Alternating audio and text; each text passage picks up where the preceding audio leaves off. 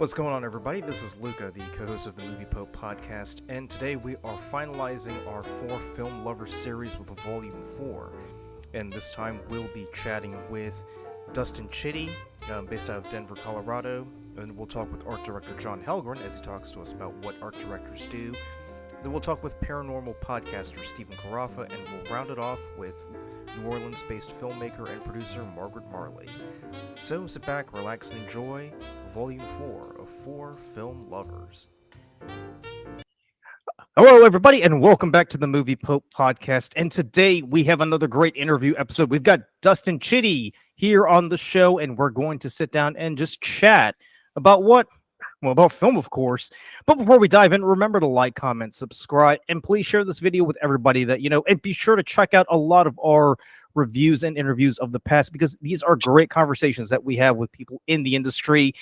And yes, it is easy to just sit down and say we don't like a movie, but it's another thing to actually hear it from filmmakers and learn why they do what they do. But without further ado, let's go ahead and dive in. Dustin, my brother, man, how are you doing on this fine Saturday afternoon? I'm doing well, Luca. How you doing? Oh, can't complain. You want to know what's weird? What's that? So recently we did my co-host and I we did a review of Crank and Crank High Voltage, and I just spent the past 2 days putting the episode together, and I kept thinking, wow, I can't believe I actually watched these two movies back to back. You know, I mean, that's the great thing about loving film, is that you have to be a masochist to some extent and push yourself through. Well, you want some films. No, I'll tell you what masochism is. Sitting through all 3 Transporter movies in one day. Oh, yeah, that would definitely be. Oh my God, just thinking about that, I'm a special type of masochist. I like to watch movies that are intentionally bad. So I just watched Terror at Bloodfart Lake and Return to Bloodfart Lake. Oh my God. Well, we'll see with these movies. There's a bit of a dramatic irony because they kind of know that they're bad, right? And then there are movies that try to be serious, but you know they're bad, like Poor Things, for instance. Yeah. And it boggles my mind sometimes how movies like that end up, being nominated for these, accolades and awards, because you sit there and you're like, there really is nothing good about this movie, because you basically have a movie about someone with a baby's brain and then a man who's attracted to her, and then the woman with the baby's brain goes on a sexual escapade. Yeah. And it's just like, it's one of those times where you kind of have to say to yourself, it's just a movie, calm down, don't flip out. But Dustin, why don't you go ahead and just introduce us and tell us a little bit about yourself, who you are and what you do and how you got into the industry. Yeah. So, I grew up in Wisconsin and spent all my, younger years there. And then eventually, once I graduated high school, I kind of jumped around to a bunch of different states. Actually, before I got into filmmaking, I was going to be a pastor, was actually something I was looking at doing.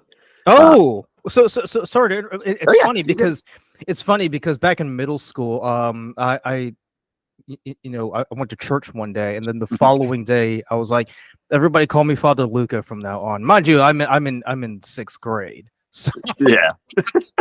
So like for that 1 week, I was dead set on becoming a priest, and then afterwards, I'm like, I don't know what you people are talking about here. but what made you think that you had a calling to be a man of the cloth? Yeah. So I was I went to a Pentecostal church growing up, and so there was just a lot of I wanted to make a difference in the world was my thing, and I had a lot of positive influences from my youth pastor and my pastors, and I'm still very much connected with them to this day. And when you're 13 years old, the world is such a I guess I would say it's a smaller place than what it is, because your world, what you see every day, you don't really think of much beyond that. And so with what I had in front of me, that's what seemed to be leading me that way. And I think I tried that path because I got to learn more about my faith, as well as the things about it that, I need to really consider the ramifications of, of what I believe and how I believe it, as well as just, for lack of better terms, any holes that might be in my belief system. So I'm really thankful I did that, but I realized that after a certain point that it wasn't fulfilling the creative itch that I had, and I was kind of like always under the surface wanting to do movies, but I eventually, like, of course, I waited until I was almost done with Bible college to change my field. But I eventually decided that film was where I wanted to be because, one, it was just a natural love. There was it didn't feel forced in any way. Like I felt like I could do it every day for the rest of my life. And obviously some days would be harder than others, but like I know that it wouldn't be work at the end of the day. And I admire the heck out of pastors and all they go through, because a lot of times they're on call 24/7 and they get paid next to nothing. But yeah, I just decided that film was where I needed to be. And I'm thankful I decided to go that route because it feels like it's a glove that fits much better. Right. No, were you a pastor's kid before? No, actually, sorry, dog's wanting to play with his rawhide.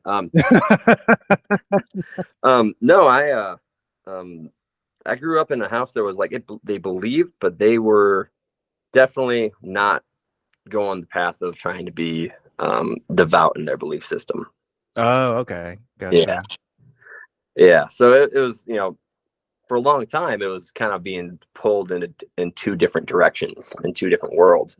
So I went to for my high school and middle school, I went to a private Christian school, and that's where a lot of my faith started to develop.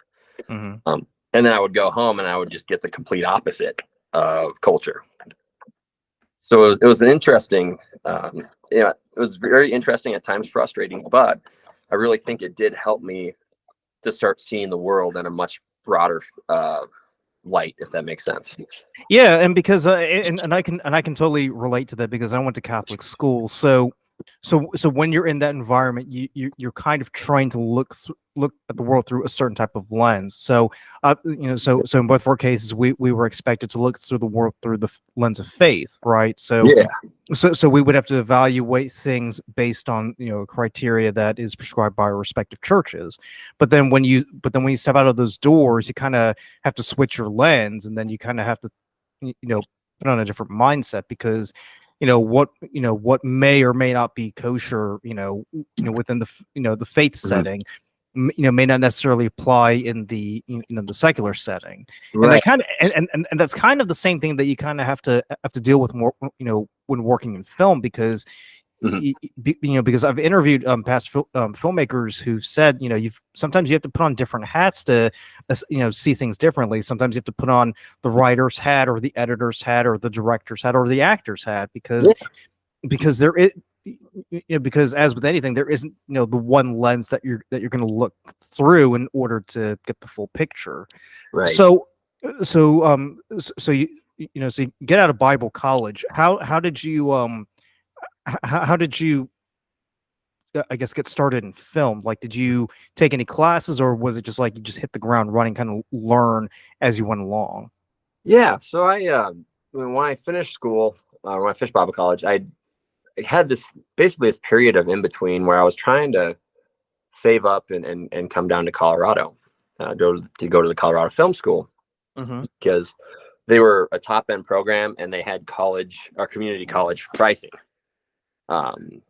which college already costs enough as it is, and there's no guarantee in film that you're going to be making a lot of money. So I didn't want to walk away with too much more student debt. And I also really liked what the school was doing when it came to like on hand or hands-on work. You're Mm-hmm. actually making films instead of just sitting in a classroom talking about how to make them. And that to me was way more valuable than anything else.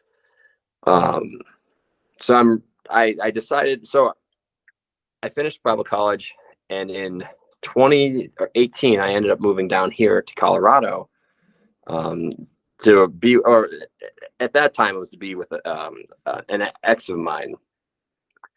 But it was just kind of like everything seemed to be pointing that way, and it worked out. So I started going to Colorado Film School, and man, it was a lot of work, but it's really paid off, because I've made about 3 or 4 of my own films, as well as I've acted in a dozen plus others. So I've really gained my experience actually doing it for free, but it's still experience. Right, right. I mean, that's usually how everybody gets started. You kind of do it pro bono before you kind of, before anybody looks at you and decides, you know what, maybe he's worth, giving a shot for the big leagues. So, so you're in the Colorado Film School. Like, what's going through your mind as you're learning these different things? Like, are you starting to develop this idea of maybe I want to focus more on the screenwriting or the production or the directing or the editing? Like, what like, is there anything like that taking shape as you're as you're learning? As I was learning, I started to realize that I love the entire process of filmmaking, like everything about it, from the writing to the pre-production, obviously being on set. There's it's such an amazing process and so collaborative. It's honestly, I played a lot of football. I'm a big football fan, and I always appreciate teamwork. And Yeah. film really does have that element, because if one aspect isn't working properly, that's going to affect the entire production, as well as if communication isn't there, that's going to affect it in a negative way. But when everything is working together, it's such a beautiful process where you actually see something, how I put it, because I don't want to just say get to see something get made. It's honestly what, like, whoever's vision it is for this project, like if it's a screenwriter who's going to also direct it, or if it's just a director, like, this doesn't just become their project anymore. This is everybody's. And I think that's so beautiful. And in many ways, it's selfless when done properly, if that makes sense. Yeah, I know what you mean, because I remember talking to Jon Helgren. He's he was an art director that I had on the show a few weeks ago, and I remember asking him, I was like, so so at the end of the day, like, is it sort of your vision or the director's name? It's like, yeah, it's more of the directors, but you kind of infuse a little bit of yourself in there. But at the end of the day, you're basically working for the director, and if the director wants things done a certain way, you kind of have to go with it, and you kind of have to, and as much as you want to, as much as you give it your all, and as much as you want to impress like certain elements of yourself in there, there's also a level of detachment that you need to have, because at the end of the day, it's just a project, Right. Yeah, exactly. And and it's interesting, because I think every film set is a reflection of the director. So if you go on set and things are really, like, in a sense, relaxed more, and people because there's enough pressure as it is to make film. I think having a director that's relaxed and this is collaborative really just makes this journey just more memorable, more fun. Yeah. Before I go ranting too far on that. No, you're fine. You're fine. So, Yeah. so to go back to the point, so, so you look at the filmmaking process, and you're saying to yourself, every little bit of it, is amazing, and I love every bit.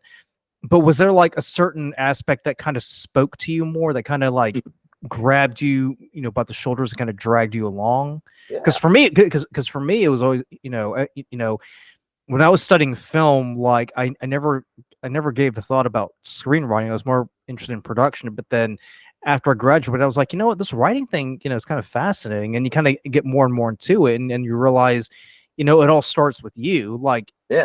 if there's no story on your end, there can't be a production on the other end. So was there anything like that running through your mind? Yeah. Honestly, it's been more recent, I'd say. Just because, like I said, I fell in love with the entire process, because I what I do is I write, direct, and I act. They're my 3 main things.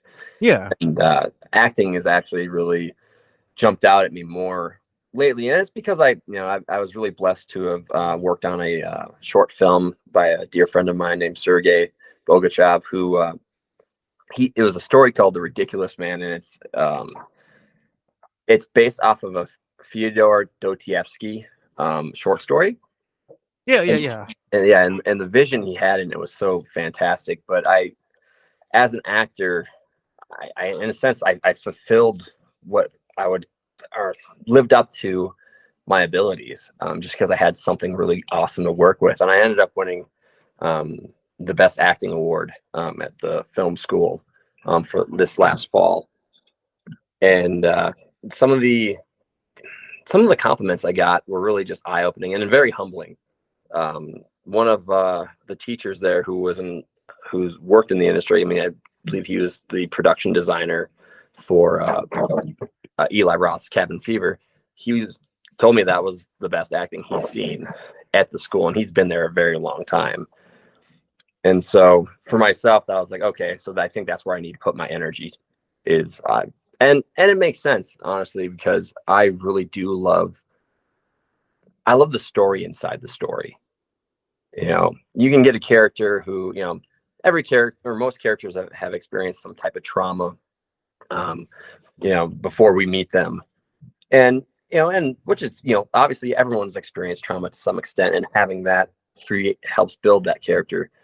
But it's, it could be so, what I'm looking for, surface level, like, oh, like his parents died. Okay. That's sad, right? But what about it can make it more, in a sense, impactful for the audience? What regrets, what other extra pain could that character be having because of that situation? And how does that affect the rest of their life? Maybe it's affected their relationships with other people. And it's just finding all those small nuances that I just love about characters. And I think that that makes characters more compelling. Yeah, and I mean, because everybody thinks acting is simply just reciting lines and just moving your arms around, but there's more to it. I mean, Right. I remember back in high school, when I took a drama class. I mean, we had to learn about all these different methods because as much as you're relying on the director to do his part, the actor kind of has his or her responsibility on his end to kind of make the role their own and to make it believable. Right. Yeah, exactly. And one of the things that really stuck with me as an actor was just basically that character is my department. Like if whatever the character is, whether it's the main character or if it's just a character that we meet for a brief time. I am in a sense, I am I'm the actual face of that character. Like, and so the more I know about myself in that role, the more believable and hopefully more memorable my performance will be. And of course, I say all this while also fully acknowledging like the purpose is to fulfill the director's vision and play the part that you're given. So did you take any acting classes prior, or did you kind of like watch previous performances and kind of base what you were doing on what they were doing? Yeah, so I did. So I didn't have any acting classes before going to film school, but they do have an acting directing program, which that's the track I took. And so I did start learning a process that's more on the Stella Adler side of things, which has been really, really helpful. Just because now I get a script and I actually know, hey, how do I get from point A to point B? Mm-hmm. And when I get on set, how do I optimize every line that I have, every action, every time I'm listening? Because honestly, the best acting is done while listening versus talking. And so, yeah, that was that helped me out quite a bit. But I joke, it's true, but I also say it as a joke. So I tell people I act every day. I have to, if I wake up and I have to go to work and I'm tired, well, I have to pretend I want to be there. I have to act like I want to be there. Yeah, exactly. Yeah, and yeah, and I think, and I would also like chew on other acting performances that I saw. Like, I'm a big Viggo Mortensen fan, and so The Road is one of my all-time favorite acting performances that I've seen. And I think about that character and everything that would go through that character's mind, and how that translates to the screen, as well as I'm a nerd, so sometimes I'd be like pretending like I'm in a film scene in my head and like how I'd want to deliver something specifically, if that makes sense. I mean, people do that all the time without realizing it because because sometimes people just like try to rehearse what they're going to say before they actually go into it. And Yeah. and what's fascinating is, people say, "Oh, I'm not an actor. I don't know how to do this or that." But then they do like these little things that kind of pick up on. You're like, yeah, I mean that sounds like something an actor would do, or a kind of method that they would apply to try to get into the character's head. Right. Yeah. So so you go to Colorado Film School and you're learning how to be a filmmaker, and you do several projects on the side. What was it like trying to get your foot in the door in the industry?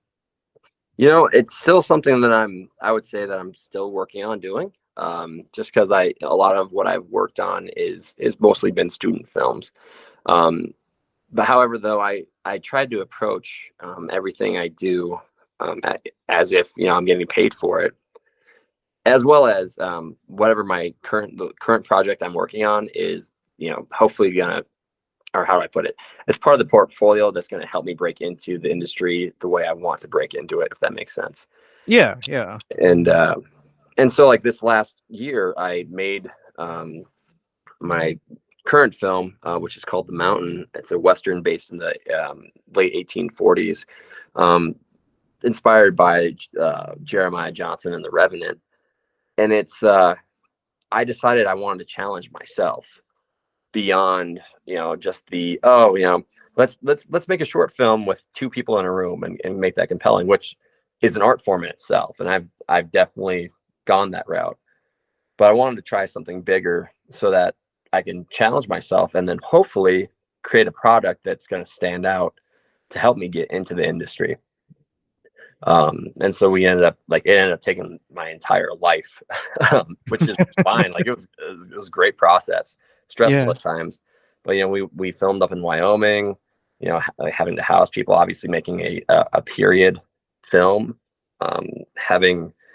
I was very fortunate. I got a armorer who had worked in the industry for 30 plus years, and he worked with Steven Seagal and Chuck Norris before, and now he trains people in SWAT.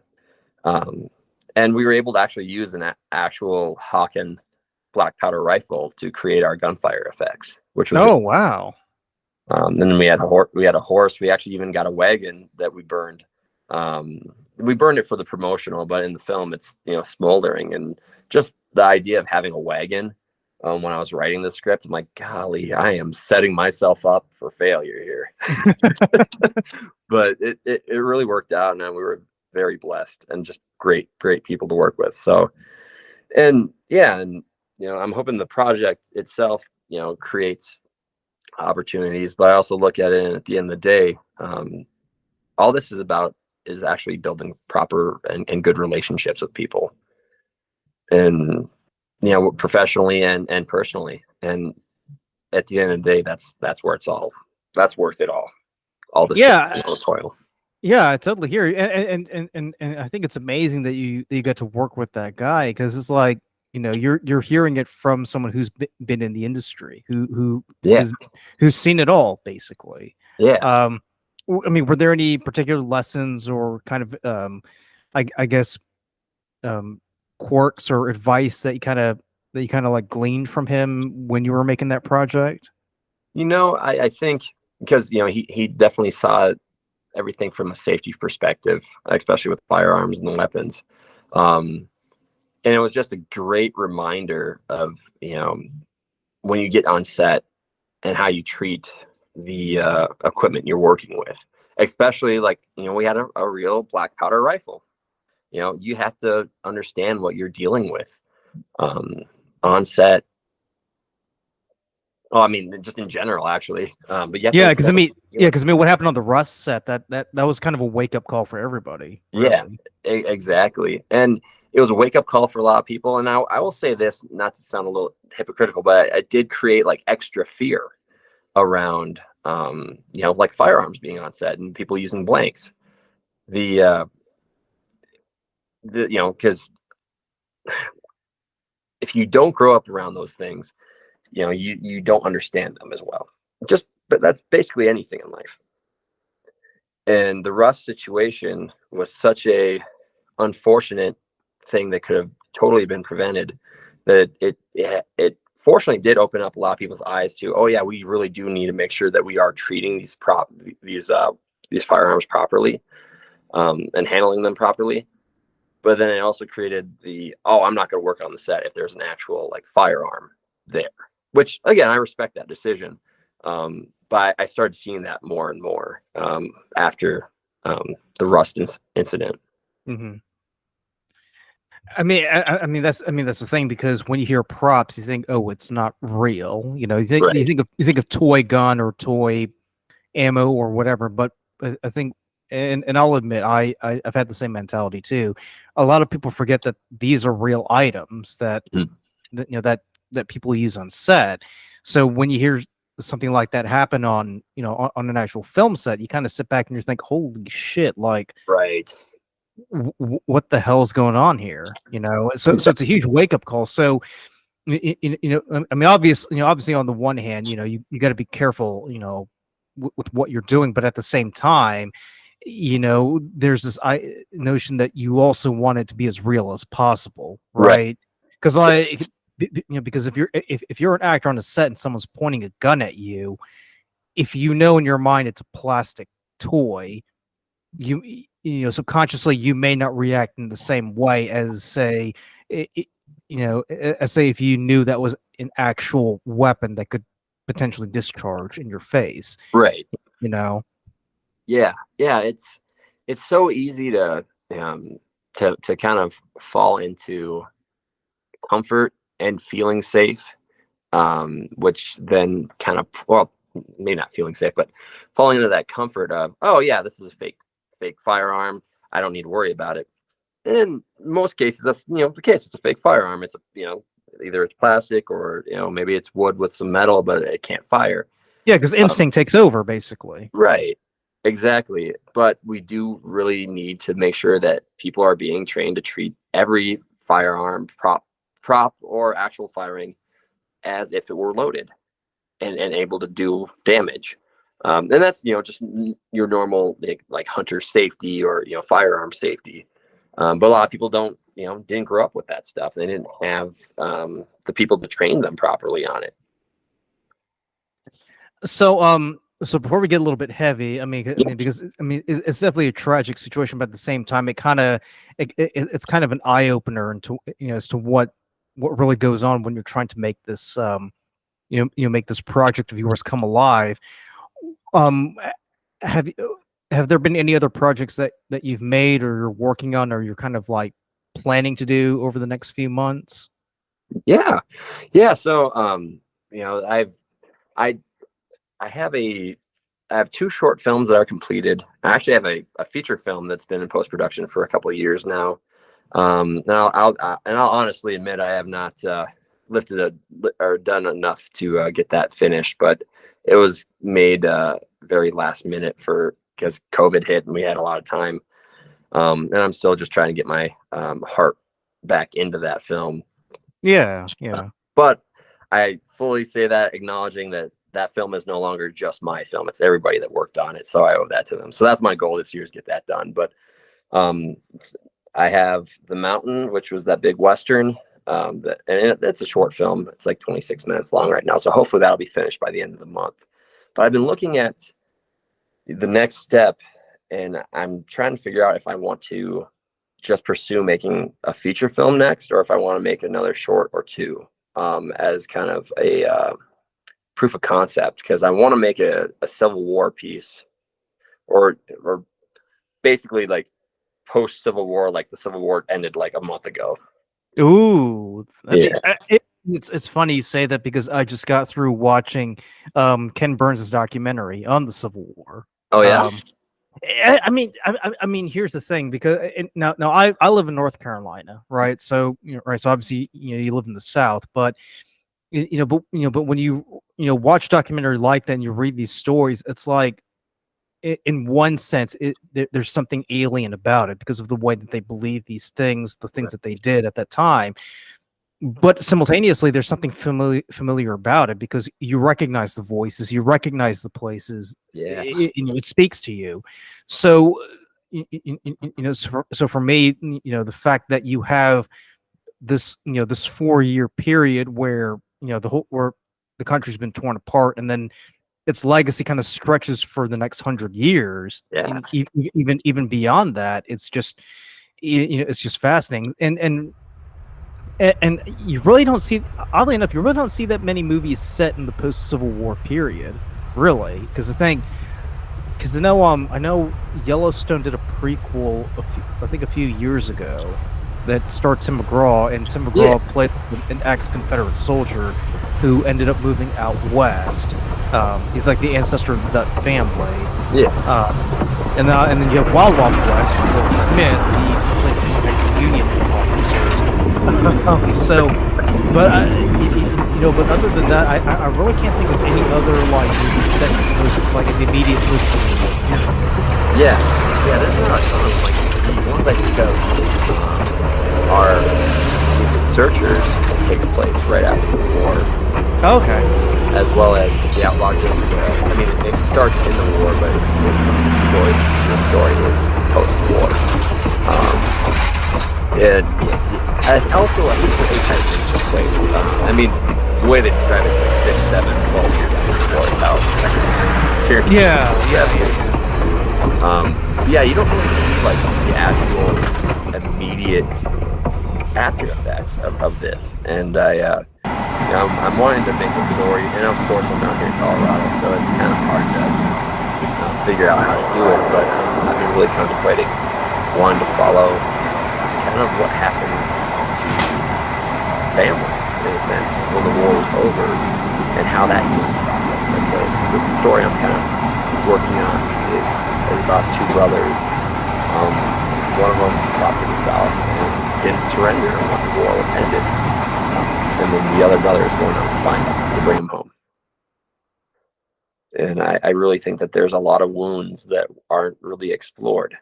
And I think that kind of theme kind of resonates, especially right now, where everybody's saying, Mhm. it doesn't matter who gets. I think it was either, I forget if it was like MSNBC or some news outlet that said, regardless of who wins the election this November, the country is going to descend into civil war.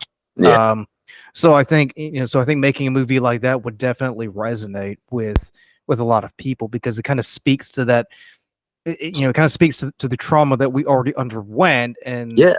it can sort of serve as a reminder of, hey, we've already been through this once. Do you really want to go down that road again? Yeah. Um, Yeah. That's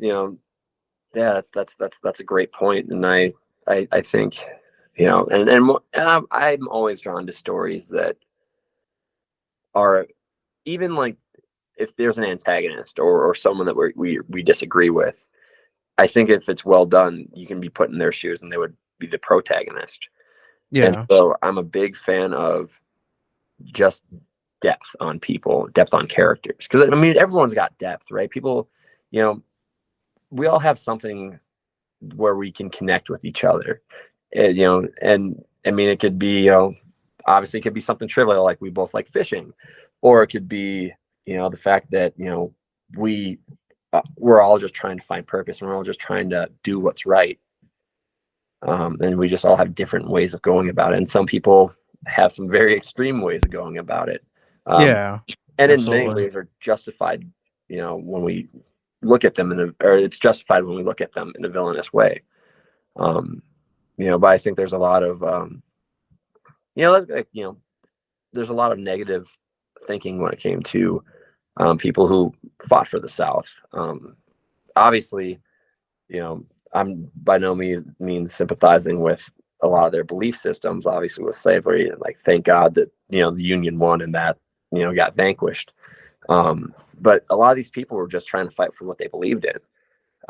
And from a very, in a sense, like when we're young, right? When I was talking about earlier, when we were young, we have a very narrow view of the world, because our world only extends so far, the world that we see on a daily basis. But there's so much more of it out there. And I think there's a lot of people that, lost a lot through the Civil War, that, I don't know, that I think we could find ways to sympathize with them as human beings, if that makes sense.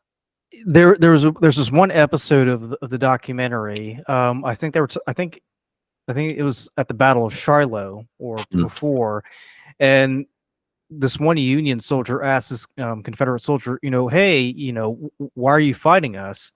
And the Confederate soldiers is saying, well, I'm fighting you because you're down here in Tennessee. And I was like, what, that pretty much encapsulates, the majority of the mentality of the South. Yeah. They're not really doing it because they care about, a few, protecting the rights of a few, rich, white planters. They're doing it because they're trying to defend their homes. And when you think about it, that's like, well, that actually makes sense, because, if anybody were to come into your home and try to, take your stuff, you do everything possible to defend yourself. Right. Yeah. And it goes back to what you were saying before about trying to add depth and sympathy to the character. I mean, whether anybody likes to admit it or not, I mean, there are elements of villains that we do have some sympathy for when it's done right. Right. Yeah, exactly. And we and on this podcast, my co-host and I, we rail against the fact that movies can't write a decent villain. They're very one-dimensional. Right. I mean, take your pick. I mean, we did a review of the two Roadhouse movies recently, which will be out in June, by the way. So anybody watching, just be patient. But we were talking about the villains of Roadhouse, and we both agreed, with the 2024 version, you at least understood the villain's motivation of why he was doing what he was doing, as opposed to the 89 version where he was just being a villain because he was an asshole. Yeah. And you just say, well, there's no motivation to it. At least in the 2024 version, he's doing it because he wants to buy that land and develop it. Now, obviously, you and I don't come from a background where we're just, smoking cigars and pointing to pieces of land saying, I want to build, X, Y, or Z on that. Right. But we can understand their motivation. Yeah. Right. So I think that's something that's sorely lacking in filmmaking, and that it's one of those things where we kind of have to get out of this mindset where it's all about the hero and kind of understand where the villain is coming from, to understand why they're doing this in the first place. Right. Exactly. Yeah. It's so easy, especially like, I've seen this quite a bit in a lot of scripts I've read from others, where the antagonist they create is so shallow, and basically it's a caricature and a parody of, like, oh, it's an abusive father who's an alcoholic. Well, in the script, they slam the bottle of beer before they go and do their heinous acts. That's to me, stuff like that's a caricature of what is really happening. It's like one of those 1960s cartoons where they're wearing the cape and the mask, and they're like, "Yeah, I'm going to my evil lair." Exactly, exactly. And we don't. I don't know. Like, I would like to, and maybe this is just me, and maybe it's something I need to be better about. But I just, when I watch, especially modern day films, and I see stuff like that, I'm like, I get so disappointed, because, like, man, we have 100 years of seeing characters like this.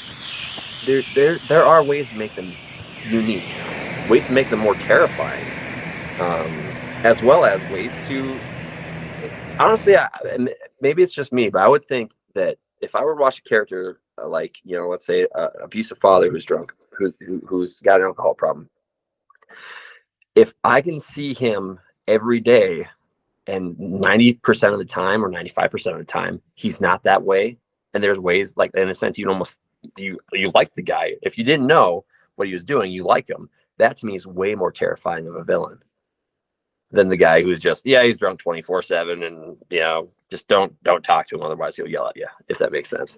No, I mean, it's eerie that you say that, because it kind of reflects, what my dad was like, and the thing was that he was a functional alcoholic. I mean, at home, the guy could barely keep his eyes open, but then, like, he's, when he's working, like, all the clients are like, wow, he's one of the best landscapists out there. Like, he does a phenomenal job.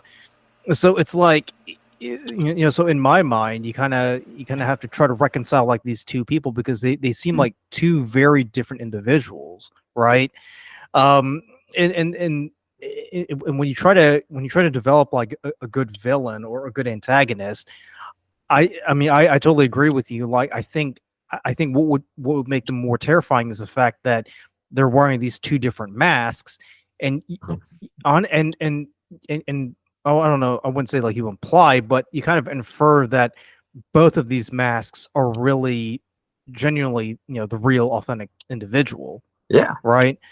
Yep. So, and to add more to that, I kind of feel like that's why the story behind the character is so important, because if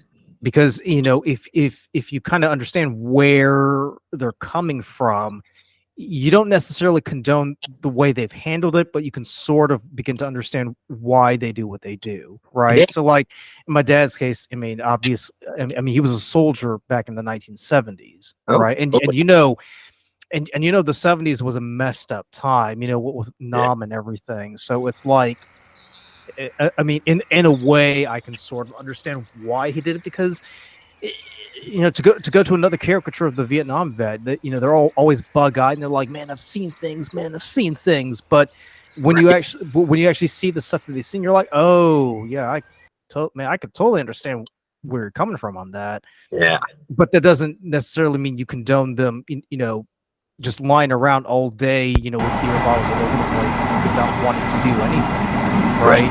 Just kind of wallowing in self-pity.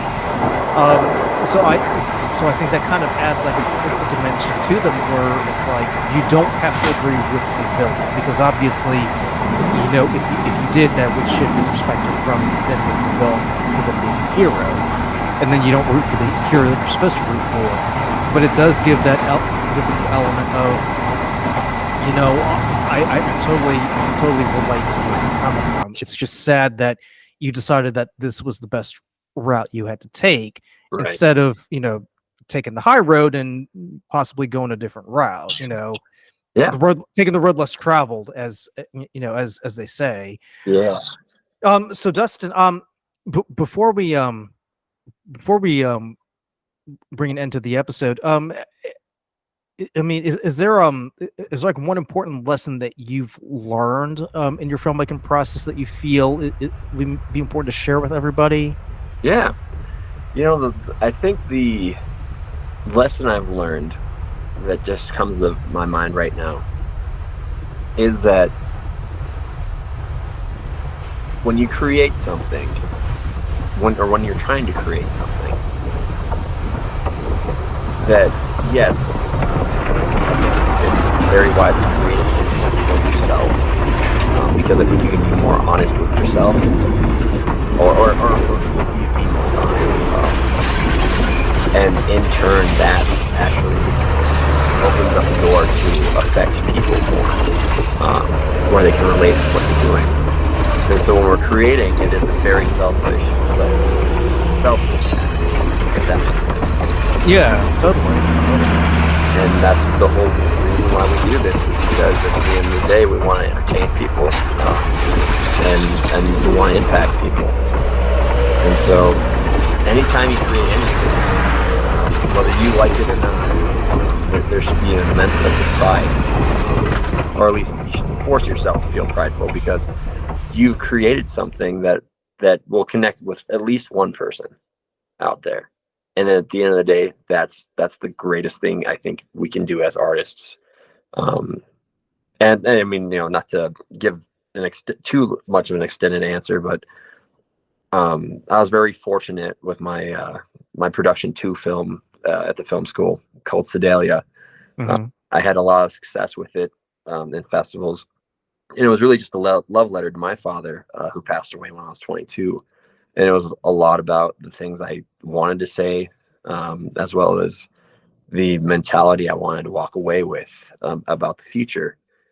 And the greatest thing that I received, or that I noticed the film did, was not have success with some awards, not make some festivals. Is I showed it to a friend of mine, and it finished. She looked at me. She said, "I'm gonna go call my dad." That to me Well, was that's what this is all about. I mean that's better than any accolade you can get, right? Right. Exactly. Exactly. So, Dustin, if people want to learn more about you or your work, or if they want to check out any of your projects, where can they go? Yeah. So, I believe actually Sedalia, is on YouTube. I have a production company called Jaxboy Productions, JAXBOI Productions. And that's where we have a YouTube channel. That's where we put a lot of our content that we've created. The Mountain will be done hopefully by the end of the month, and we'll send that on a festival run before we release it to the public. But I'm on Instagram. I'm pretty easy to find. Dustin Chitty. Last name's Chitty. I'm just a bald guy with a mustache. I'm really easy to find. And that's a good way to stay connected if you want to see what's going on with projects, as well as we do have an Instagram for the Mountain itself, which is, I believe, in the link in my bio for my own personal Instagram. So yeah, that's the best way to stay connected, as well as just follow YouTube channel. Eventually the projects will make their way on there. Yeah, and if you email me the links, I'll definitely put them down in the description below. Can I just say, out of all the guests that we've had on the podcast, I think yours is the most. That's kind of the most parallel to my life in a way. Really? Yeah. So I was just getting goosebumps because I'm like, man, it's like I feel like I'm talking to myself almost.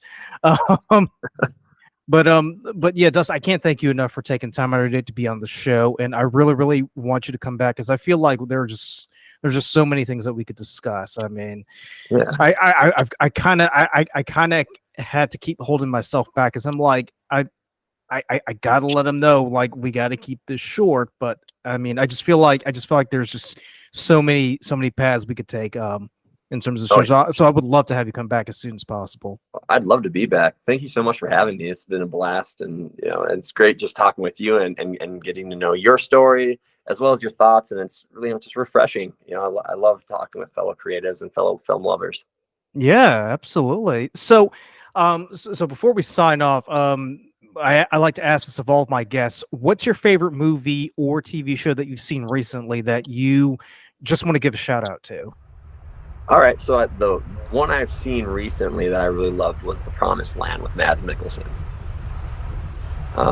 That film, I mean, I've realized I really do like foreign films the more I watch them, just because it seems like there's a lot of fresh perspectives, and just the way that film was shot, the acting, the storyline itself.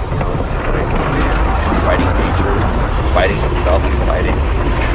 Man, like he's literally taking on basically everything but God, and I love it. I mean, there's something about foreign films that kind of take you out of your comfort zone. That's what I've noticed as I've gotten more into them, because with the American filmmaking process, it's very formulaic, right? It's like if you do this, and this, you'll end up with this. Perhaps the biggest example is the Marvel Cinematic Universe. Like, regardless of whether it's a good story or bad story, it's bound to make a few million bucks in the box office. Or whereas with European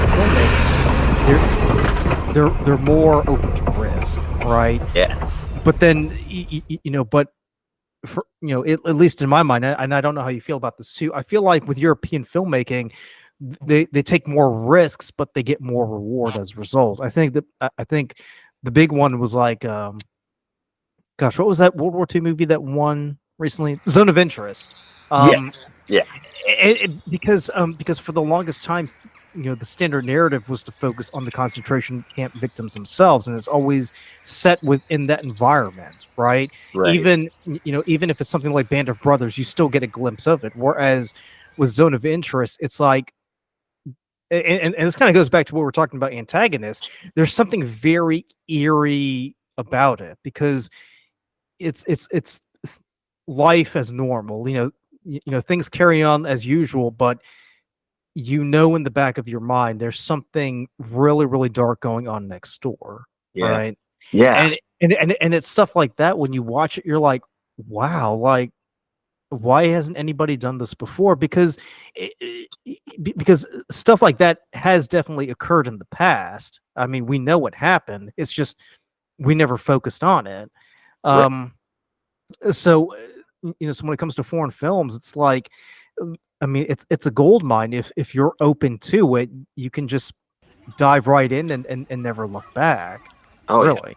Oh yeah. Yeah. It's really, and also like, and maybe it's me because I haven't seen, hundreds of foreign films, but there's an aesthetic and an atmosphere that created that, I don't know, like I sit in and I'm watching and I feel like I'm really soaking in what's happening. Like I'm actually marinating in the story versus just trying to get from point A to point B to point C.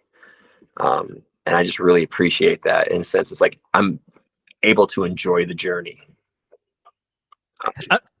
Well, I was going to say too, even if we narrow it down to like European filmmaking, I think the Germanic filmmakers, and I'm including Scandinavian filmmakers in this mix, they have a unique way of telling a story where words aren't the focus, right? Right. So like, so like here in in the Anglosphere where words are everything, we kind of have to.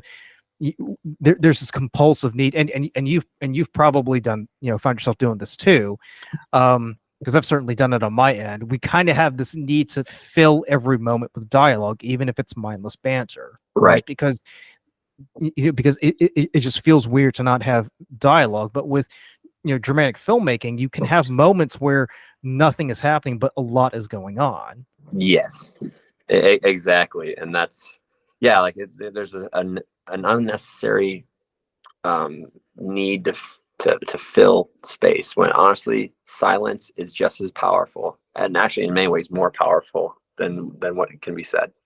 Yeah, and that's the problem with with English speaking filmmaking. It's the fact that we rely too much on words. I mean, it could be with the fact, like you said, we're uncomfortable with silence, or maybe it's just because we're all influenced by Shakespeare, who was the greatest of them all. Right. But I think the one exception to that rule was A Quiet Place, the first movie, where they kind of followed the Germanic filmmaking aesthetic, as opposed to just sticking with the English filmmaking aesthetic. Right. And I kind of wish that they would do more with that, because there's just so much that you open up to, as opposed to just having to listen to someone go on about things that you don't really care about. Right. But Dustin, I just want to thank you for taking the time to be on this episode, and I just want to thank everybody for tuning in to watch, and let us know down in the comments below if you agree with our assessments. And as always, thank you so much for watching, and we'll catch you in the next one. Bye. Hello, boys and girls, and welcome back to another episode of the Movie Pope Podcast with your co-host Luca here. And today we are going to be interviewing Jon Helgren, who works as an art director. But before we dive in, remember to like, comment, subscribe. And I see some of you people are watching, but you're not subscribing. I've got my eye on you. Definitely do us a favor and subscribe, because we could definitely use the love, and it's a great way to let us know how we're doing. But let's go ahead and dive in. Jon, how are you doing on this fine Saturday afternoon? Oh, I'm doing fantastic, Luca. Thank you for having me on. Absolutely. And now I am really, really excited to have you on, because you're an art director, and out of all of the positions that I hear about on film sets, art directing is the one that really, really catches my attention, because it caters to my interest as an artist, but it's also an ability to apply what you love, in the world of filmmaking and TV. So can you go ahead and just dive in and tell us a little bit about who you are and how you got into this fascinating world? Sure. So I've been working in the film industry, what I'd call adjacent, non-union film world since 2009 or so, kind of a little bit during when I was finishing up college in Tacoma, Washington. And then I got a communications media emphasis college degree that I thought was somewhat aligned with filmmaking. But at that point, I still hadn't really made a firm decision that that's what I wanted to do art department wise. I just always, I was really bad at the sciences, but like I felt very comfortable and thriving in doing art. And so that seemed like an easy bachelor's degree to, somewhat appease. I need to get a degree to just kind of go into the world, but also Mhm. doing things that I felt that I loved, but I still hadn't made that formative decision. I knew I wanted to go to the film industry in LA, but still I was writing scripts. I had my own little DSLR camera. I was making some movies with friends and things, but I hadn't really truly created an identity of what occupation I was. I went up into the Seattle film market. I started to mess around with some indie 48-hour film frenzies and stuff. I got very lucky that I impressed one of those 48-hour film frenzy producers, and they brought me onto the pilot for Man in the High Castle on Amazon. Oh, wow. Wow. Yeah, and so I got this amazing job opportunity to be a prop master's assistant working in the props department for the pilot. So if you watch the pilot episode, all the handwritten notes are actually my handwriting. Um, yeah, and Definitely keep an eye on that now, because I never would have known that.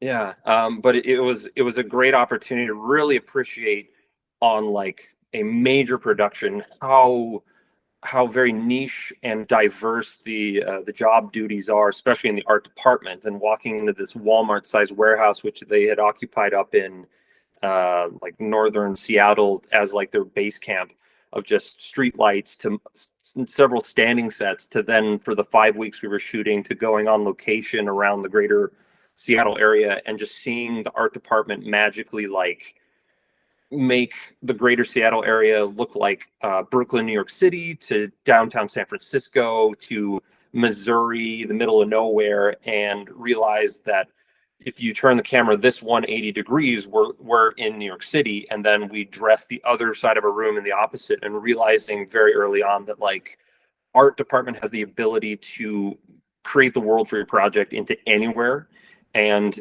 also just the camera is your friend, that it will.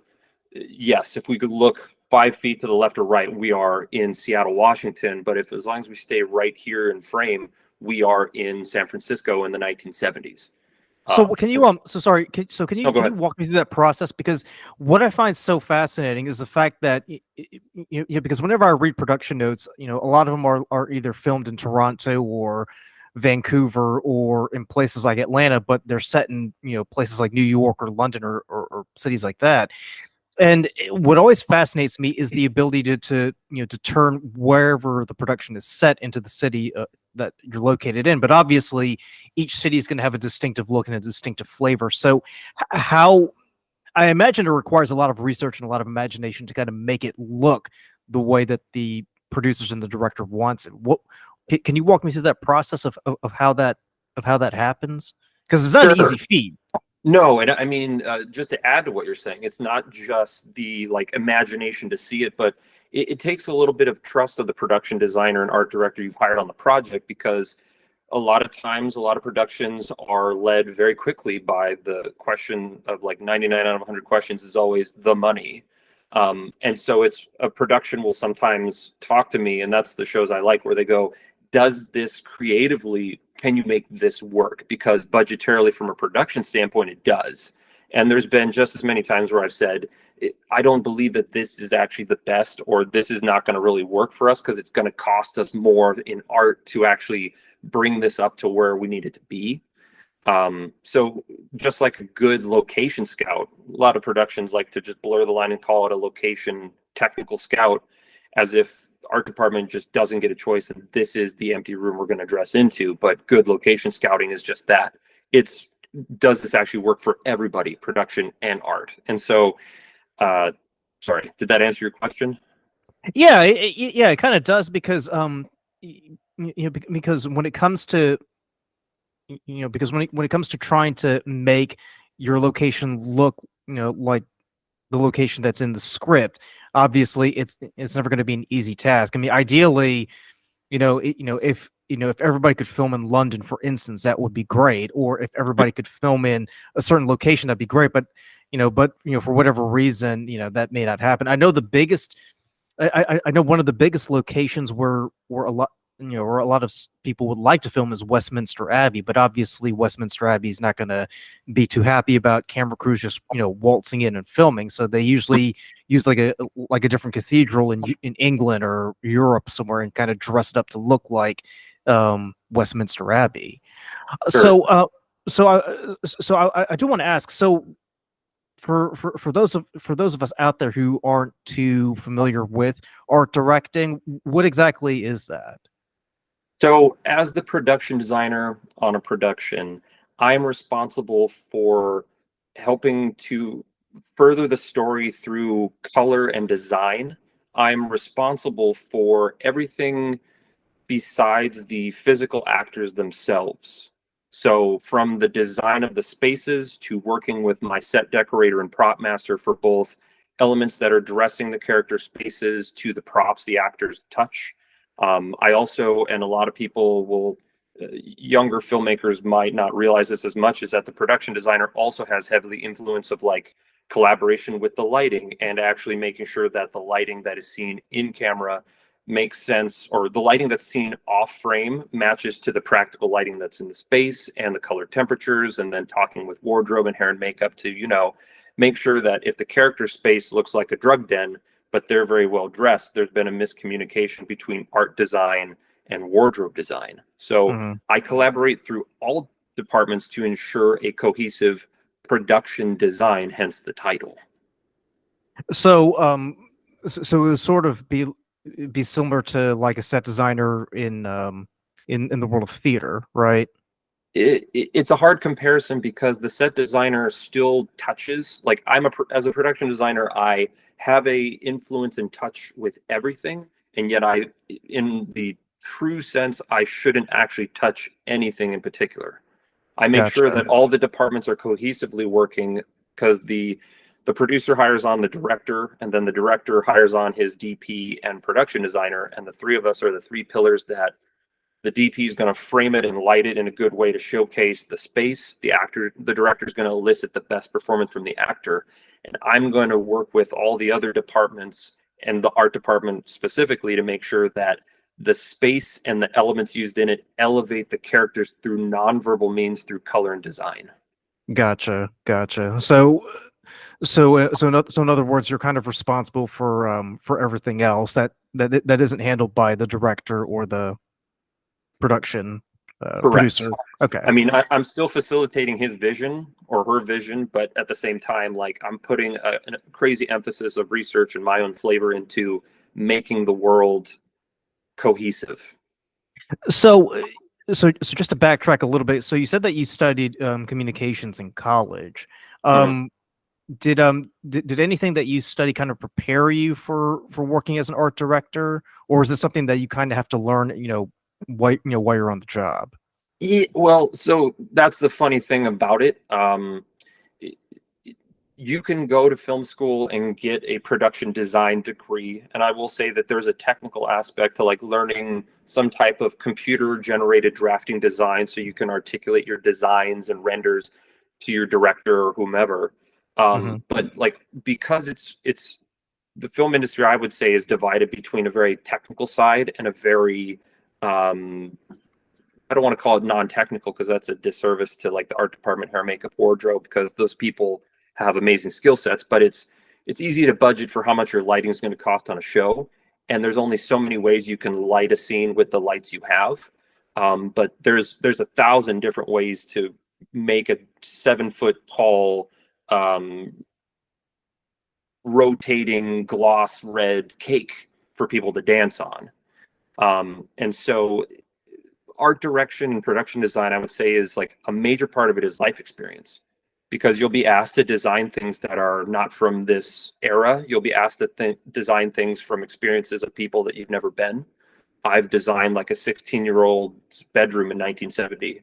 an era I never was alive for, and a gender that I am not. So, I mean, Right.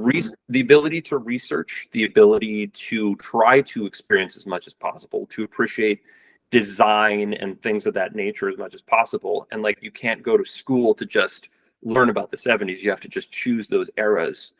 But then like the technical ability of just how does a film set work and how are all these departments assets to you? I would say just working in a film production in any department eventually tells you about lighting and camera, because any production designer that dismisses how the DP is going to frame it and how the gaffer is going to light it is going to be very frustrated when they go into detail in a space and then it's just going to be lit all moodily, or vice versa. Not a lot of decoration and they light the heck out of it, and then all of a sudden you're exposed that you have nothing in the space. Gotcha. But but you're also guided by what's in the script as well, because if the script calls for, say, like a very Spartan, atmosphere, obviously the way that you design and set up, the scenery, for the actors to perform, and it's going to be informed by what the writer has had in mind. Yes, and that comes from the director as well, and appreciating that it very rarely is everything explicit in the script. There's specific call outs, there's a little paragraph description, but like, human beings don't have just 10 objects in a room or 20 objects in a room. And so there's a lot of that artistic ability of then letting my set decorator just run with, do you think the character would have this or that? And I would just give general guidance based off of my impressions. And I've already posed my impressions past the director, who's already either written the script or he's had his discussions with the writer. And so it's just this waterfall of trust and a little bit of our own flavor at every echelon, all the way down to the set deck and the set dressers, positioning it once we get frame up on set to make sure that we're getting most production value to help elevate the characters by just seeing the space of like, oh, I think I understand this person a little bit better because I'm just seeing things that like the script is not called for, but it's in the room and it's lit in a way that we see it and we're like, got it. This person is very neat. This person's an alcoholic. This person's a World War II veteran, because of these little contextual things that they're not explicit, but they absolutely elevate the characters in the story much faster than any dialogue ever could. Right. So to go back to your example from earlier about decorating, a girl's bedroom from the 1970s. I mean, obviously you're going to be informed by 70s aesthetics, and and by the cultural scene, like music, clothing, that kind of stuff. If we're using that example, what would the conversation be like, or what would the inspiration be to kind of decide, whether or not to put like board games in that person's room, or have, the rotary phone be like, yellow instead of red, stuff like that. Well, I mean, color palette's always a big thing with production design. And so we talk about the color palettes. There's always a big deconfliction between wardrobe and production design, specifically to make sure if the room's yellow, that the characters aren't wearing yellow, or if we want it to be that whimsical, we lean into that. Typically when I have my early on production design conversations with the director, we play the game where it's, do I have a director that's overly prepared to handle their production designer, in which case they provide me lookbooks and renders and references already that they've queued up because they wanted to? Or do I have production design, or do I have directors that, no disrespect to any directors because I get it, but some directors that love their DP more than they love their production designer. And so they just talk about what the frame and the lenses are going to be. And they just say, just make it look cool. And it then puts the ball in my court to present my lookbooks to them to make sure everybody is on the same page once we get to actually shooting. And so just being transparent with, like you said, references, color palettes, and then also realistically, what can we actually source within the budget and time and space available for the project. Gotcha. So just piggybacking off, off of the conversation about directors. I mean, do art directors typically like the director who already has a plan, or do they tend to like directors who kind of are like, yeah, I'm just going to leave it up to you. You make the call. I think I'm a mature enough production designer that I'm still facilitating a director's vision, and I appreciate some equity for him to just him or her to facilitate, like, just these are the key things I'm concerned about, and this is the basic. But beyond that, let your set decorator, prop master, and your design go with it, and just show me what you're referencing. And so, like that classic healthy collaboration in filmmaking is what I thrive in. And I can absolutely just like go by the numbers if a director is totalitarian of just saying this is exactly what we need to get, but I'm still going to fight for my little percentage, but maybe fight less, because at the end of the day too, if they want to, it has to be just like this. I'm not going to fight that, because I have plenty of projects that let me fly my flag and just go with it, and they're, I will say, to 95% very happy with everything. So I would say the answer to your question is just a collaboration, like a middle ground, neither full them or full me, because that's not what filmmaking should be. It should always be a trust that we're both professionals, can do our part of the job. So, so what would you say would be like the number one thing that you've learned, during your time as an art director, that you feel would be the most important lesson for all up and coming filmmakers and art directors to know when they're getting their start in the industry? I would, well, I'll do two parts of this. I'll do the one for just for directors. Find production designers that like designing, and give them the trust to do that portion of it. You have a hard enough job managing your actors and performance. Whether or not you want to have it closer and like give that presentation and that lookbook and tell the PD this is what I want, or just say, or be a little bit more empowering and say, show me references of what you're going to do and can deliver for me. But either way, just let them run with that part of it, because that PD is not going to tell your actors what to do. Vice versa, don't do their job for them. And that's really hard working with new directors. So like that's what I would probably build: good relationships with PDs. They will make your job super easy in your DP, and you will love them if that's the case. But if you squish a PD to just be afraid of, I hope he likes all these things, and you're one of those directors which constantly reminds, this is what I don't like, as opposed to being productive of saying, this isn't what I'm looking for this instead. Like that's the true collaboration. And I run into a lot of younger directors that they're kind of a little bit more, they can't let go because it's so abstract, and they can't trust that anyone can see their vision but them. And I guarantee you good PDs can. For just all filmmakers, if you want to be a production designer or art director, self-study is a big part of it. You can go to a school if you think that's gonna help you, if that's where you thrive, to get that baseline, but you will leave that school and realize that life experience, your own research and design, and no film school on the planet can prepare you to design for every project you're gonna run into. In my short 6-year career in Los Angeles, have done things from spaceships to sci-fi to the crucifixion of Jesus Christ to teenage girls' bedrooms to high schools to horror movies to romantic comedies to Hallmark happy marriages and everything else. And like every one of those has design challenges, everyone has design nuances to it. And that just comes from design experience and the ability to research and to just be flexible with your budget, with your time, with managing good quality art crew that you'll have to find, because you can't do it by yourself. Right. So, so my next question is, how long do you normally have to, design a set? Because obviously you've got to work within budgetary constraints, because you only get X amount of dollars, and then you mentioned sometimes you're presented with a design that you may not be entirely familiar with, so that includes a lot of research.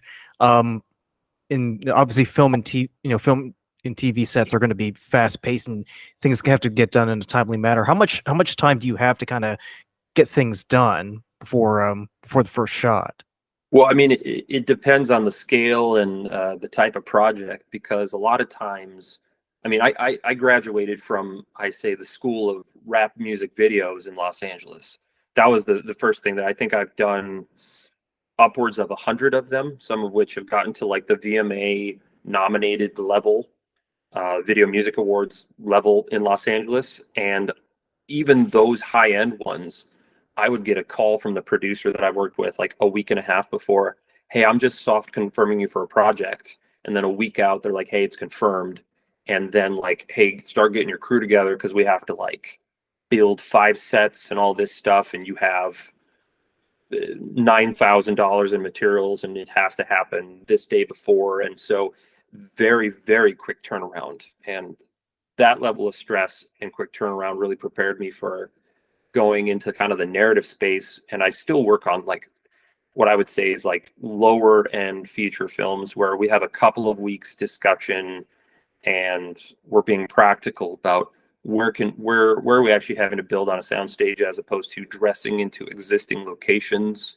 And like commercial shoots are the same thing too, where because it's so corporate and cookie cutter, it's such a short turnaround, but they have the money to afford just 3 days prep, get the things, get it on the truck, dress it into the space the day of, and you'll have more than enough hands to do it. So it varies every single show. Like I'm doing a very exciting 17-page horror short film for a producer friend of mine that it's a luxury for a short film that we've actually had 45 days that we've been talking and nitpicking every single facet of this because we have some complicated camera shots and that affects art because it's like 360 dressing and other things too.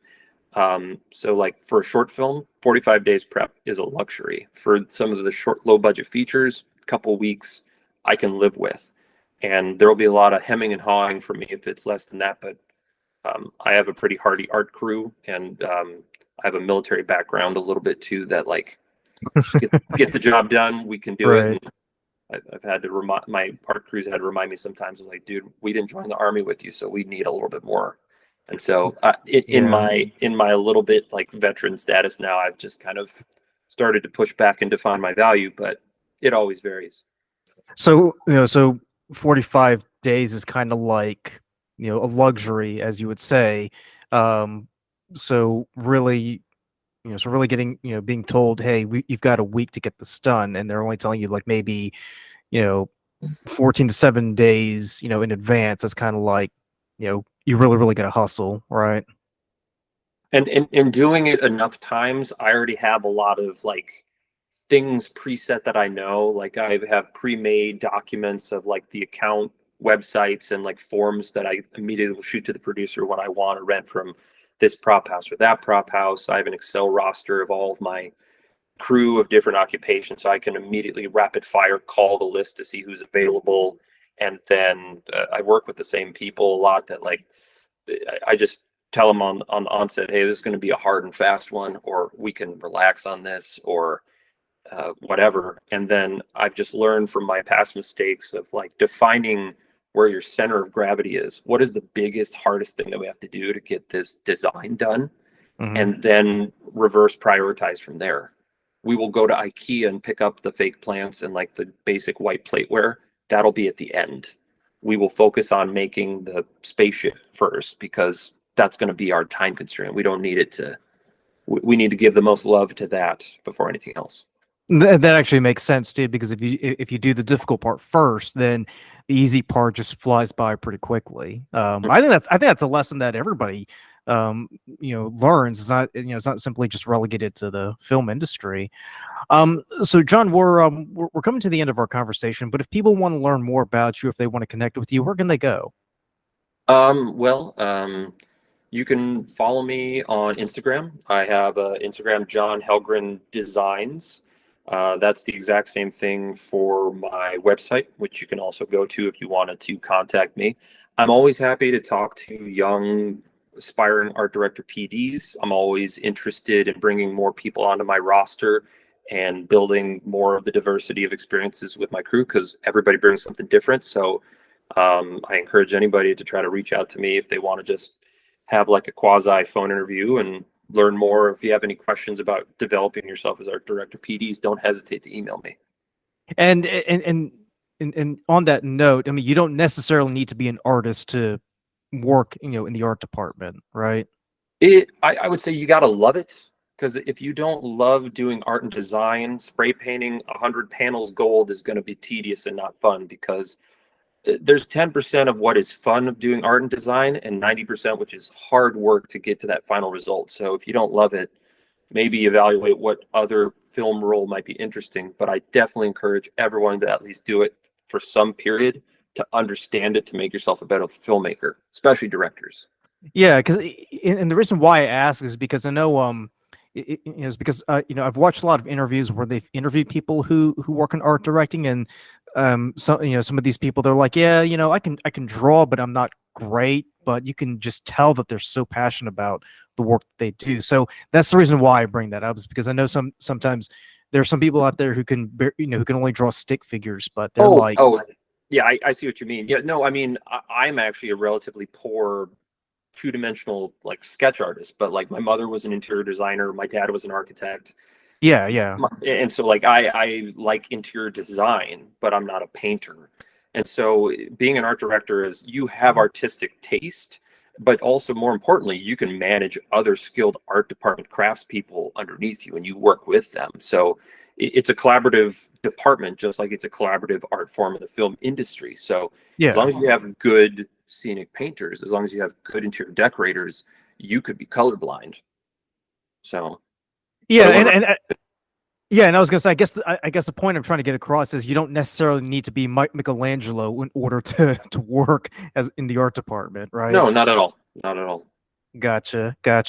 Well, John, it's been a pleasure having you on the show. I mean, I'm so glad I got a chance to talk to you because, like I said, I mean, the art department, is one of those, is one of those aspects of filmmaking that really catches my attention because, whenever I'm watching a TV show or a movie, and and I see a scene and I see like, lamps and tchotchkes and everything, it just makes me wonder, like, how do they know which item to put in there? Like, how do they decide which Funko Pop they want to put on that shelf? Because, because while it may seem like, child's play, when you think about it, it's like you kind of have to get into the character's head in order to figure out, like, would they really have, something like this, or would they have a book like this on their shelf?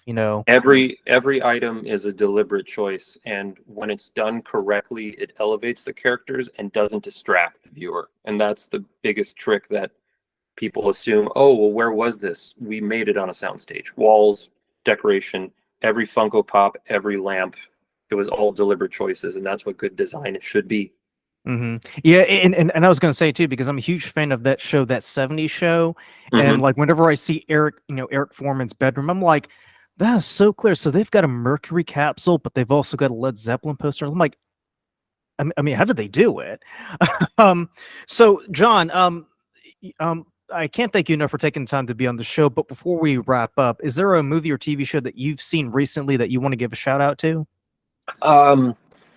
Honestly, the one that I recently saw, I just watched Napoleon. Oh, the Ridley Scott movie. Mm-hmm. It got a little bit of a snub. I think Oppenheimer kind of cleaned house with the awards this year, but like, Yeah. it's hard to do a period piece like that during an era where everything has to be recreated, and like the spectacle and the scale of it. I would say, if it for a production design standpoint, it was absolutely incredible. And like the scale that they did those things on to, just it blew my mind. So it was really enjoyable to watch. So let me ask you this. So for the movie Napoleon, which would you say was a bit more of a challenge to do the set design for? Is it the battle scenes, or is it the scenes, in Paris or in the palace? Oh God. Well, I mean, the beauty of like doing Napoleon, I imagine, is the fact that they had support of, I don't know if they actually, how much of it they actually filmed in Paris. I actually don't know, but I know that most of those buildings were actual stone structures. And the beauty when you do period things like that, of something that looks timeless and it's historical and it's made of stone, it's just still there and it has been untouched since the time of Napoleon. And so that makes your life a little bit easier, but then it's also constricting because it's a period location and you need it to be larger than life. So the battle scenes are easier, but easier in a comparison to like trying to build Versailles or something that looks similar to it, because Right, they're right. both just massive undertakings. But at least you're just having to prop up and get all these thousands of horses and coordinate pyrotechnics and do these big technocrane shots. And you're operating in a open field environment where it's a lot of drones and you have room to operate. When you're dealing with historic locations or trying to build these structures and things, that becomes all these other things where, oh, well, the house still exists, let's just shoot there. That works maybe for one camera person for a documentary, but when you're trying to actually do a film production, that could actually be a slippery slope of, is it actually even worth it for us to shoot at the practical location because of the constraints of it being historical, versus having the freedom to just build our own piece of just what we need. Like you said, shooting at the Abbey, as opposed to, do we need the full Abbey shot, or do we just need a chunk of it and we'll just build it on a soundstage because it's easier than trying to go into inner city Paris with a film production and take over this historic landmark. Exactly. Well, not to mention the fact too that, you know, in some of these houses in Europe, they're still occupied. So there's also the there's also the added, what's the right word, constraint of making sure you don't do too much damage to that person's house. Yeah, there's a real good example of the fact of, like, any movie that you see of period with a horse and buggy, I guarantee you the production either rented one that's been made just for Hollywood so that it can handle film crew, camera rigs on the buggy, and also be a lot more comfortable for the actors riding in it, as opposed to anything that's original. So it goes to the point again of, even if a building or a prop or an item or a location still exists in its original form for our story, can it actually support the wear and tear and needs of a film production? That's what I tell a lot of directors too, of like, is this house that we found in Echo Park that we're cramming this whole film show into, is it really incredible enough that we couldn't just design this on a stage? Is it worth it? And that's like the early on production design conversation of, do we really need this house to be a practical one? Because it seems like the location's not practical for the rest of the crew, or for us to pull out a wall for the framing of the camera. And then we're just all dying in 100-degree heat inside this tiny little house as all the lights are turned on. Gotcha. Well, John, I could talk to you for hours, but I'm going to go ahead and let you go. But I do plan on bringing you back, because I think we've only scratched the surface. And seriously, there are just so many questions that are in my mind that I really want to ask you. So I really do want to have you come back on the show. I would love to come back, Luca. Excellent. Well, that's going to do it for our episode. Remember to like, comment, subscribe. And as always, thank you for watching.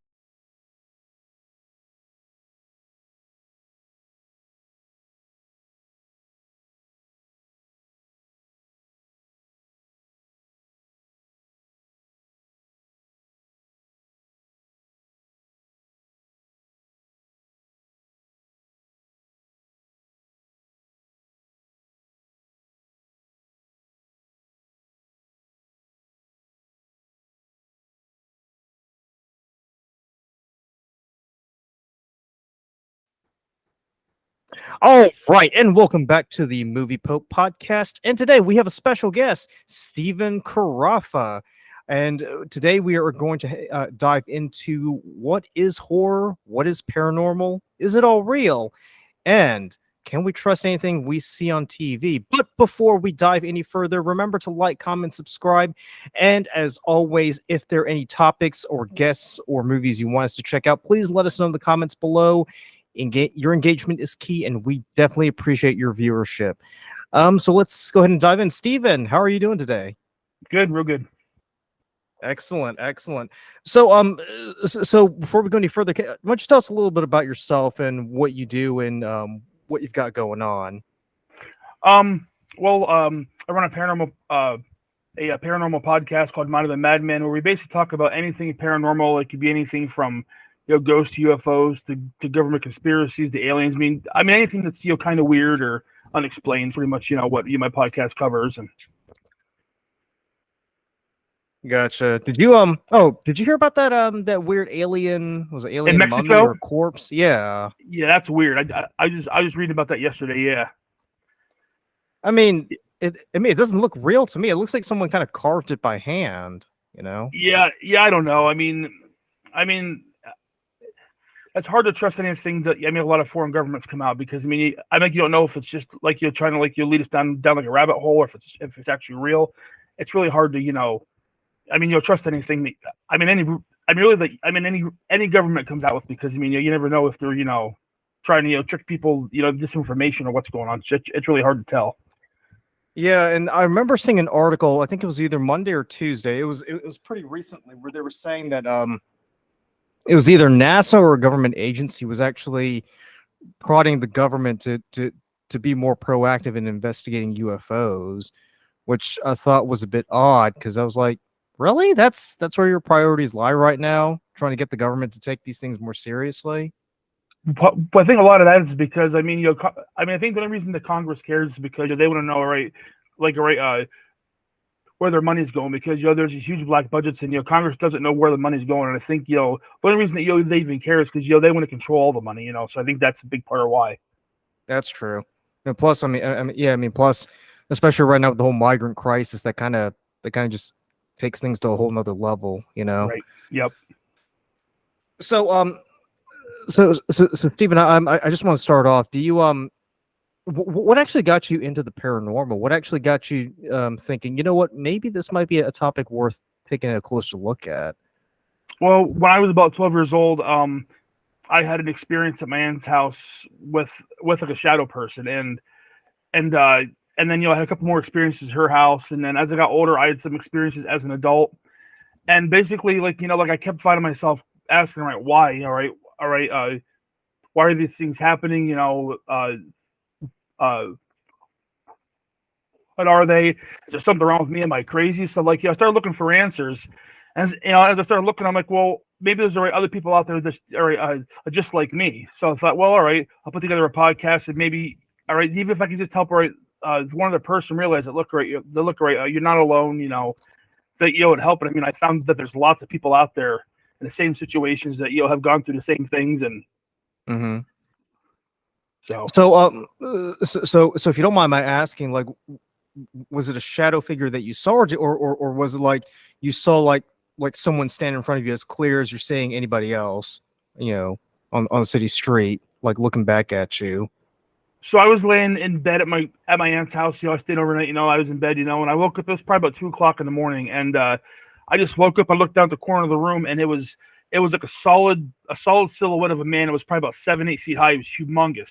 And wow. Yeah, it was. It was like it was the blackest black that you can even imagine.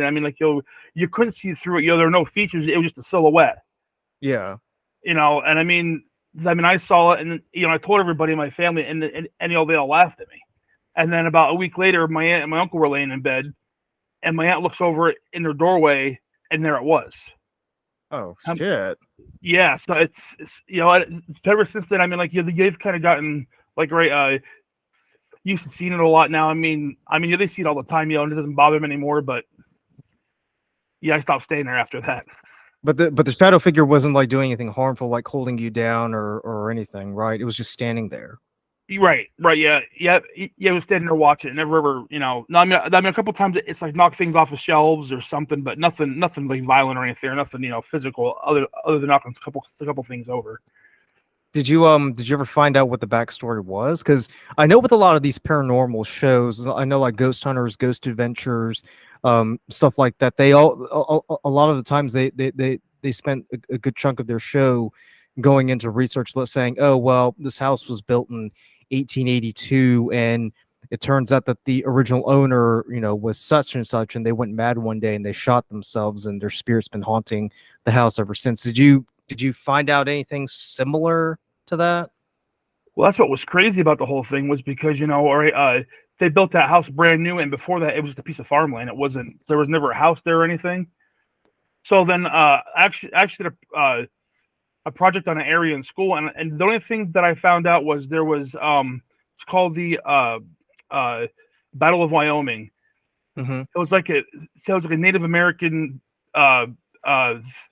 battle with the English settlers in the area, and a lot of people died, and I think when Native Americans bury the wounded or bury their dead. Usually, right? They build or they usually bury them up in the highest part of the area. Yeah, yeah, they build those mounds, right? Right. And anyways, right where the house is built, especially right, like the highest area in that whole area of the of that part of the state. So I mean, I don't know if there's maybe like if Americans up there buried maybe and they disturbed it when they built the house. I'm not sure, but it's kind of weird because there's nothing there before the house, so I think I can really find. Because you hear these, because when you watch a lot of these shows, 9 times out of 10, it's usually these hauntings usually occur because someone has done something to the ground itself that's been disturbed. So I actually do want to dive into paranormal TV shows. So I can so speaking personally, around 07, 08, when I was in college, I actually started watching a lot of these paranormal TV shows. I never really got into them as a kid, except for you remember Unsolved Mysteries? Oh, I love that show. Yeah, Robert Stack. Yeah. So that was pretty much the only, I guess you could call it a paranormal show that I watched. And then there was one other show, I think it was like Unexplained Mysteries or something. It had Leonard Nimoy from Star Trek on there. Yep. So those were the only two, I guess you can call them paranormal shows that that were around back in the 80s and 90s that I used to watch. And then as soon as 2007 hit, that's when you started seeing more of these paranormal shows come on. Because I remember my sophomore year in college, there was a show called Ghost Hunters that came out on Sci-Fi, and I began watching that religiously. And then Discovery Channel, I think around the same time, they had that show A Haunting, which was like a docudrama series. You remember that? Yeah. Yeah, and then there was one other show. What was it?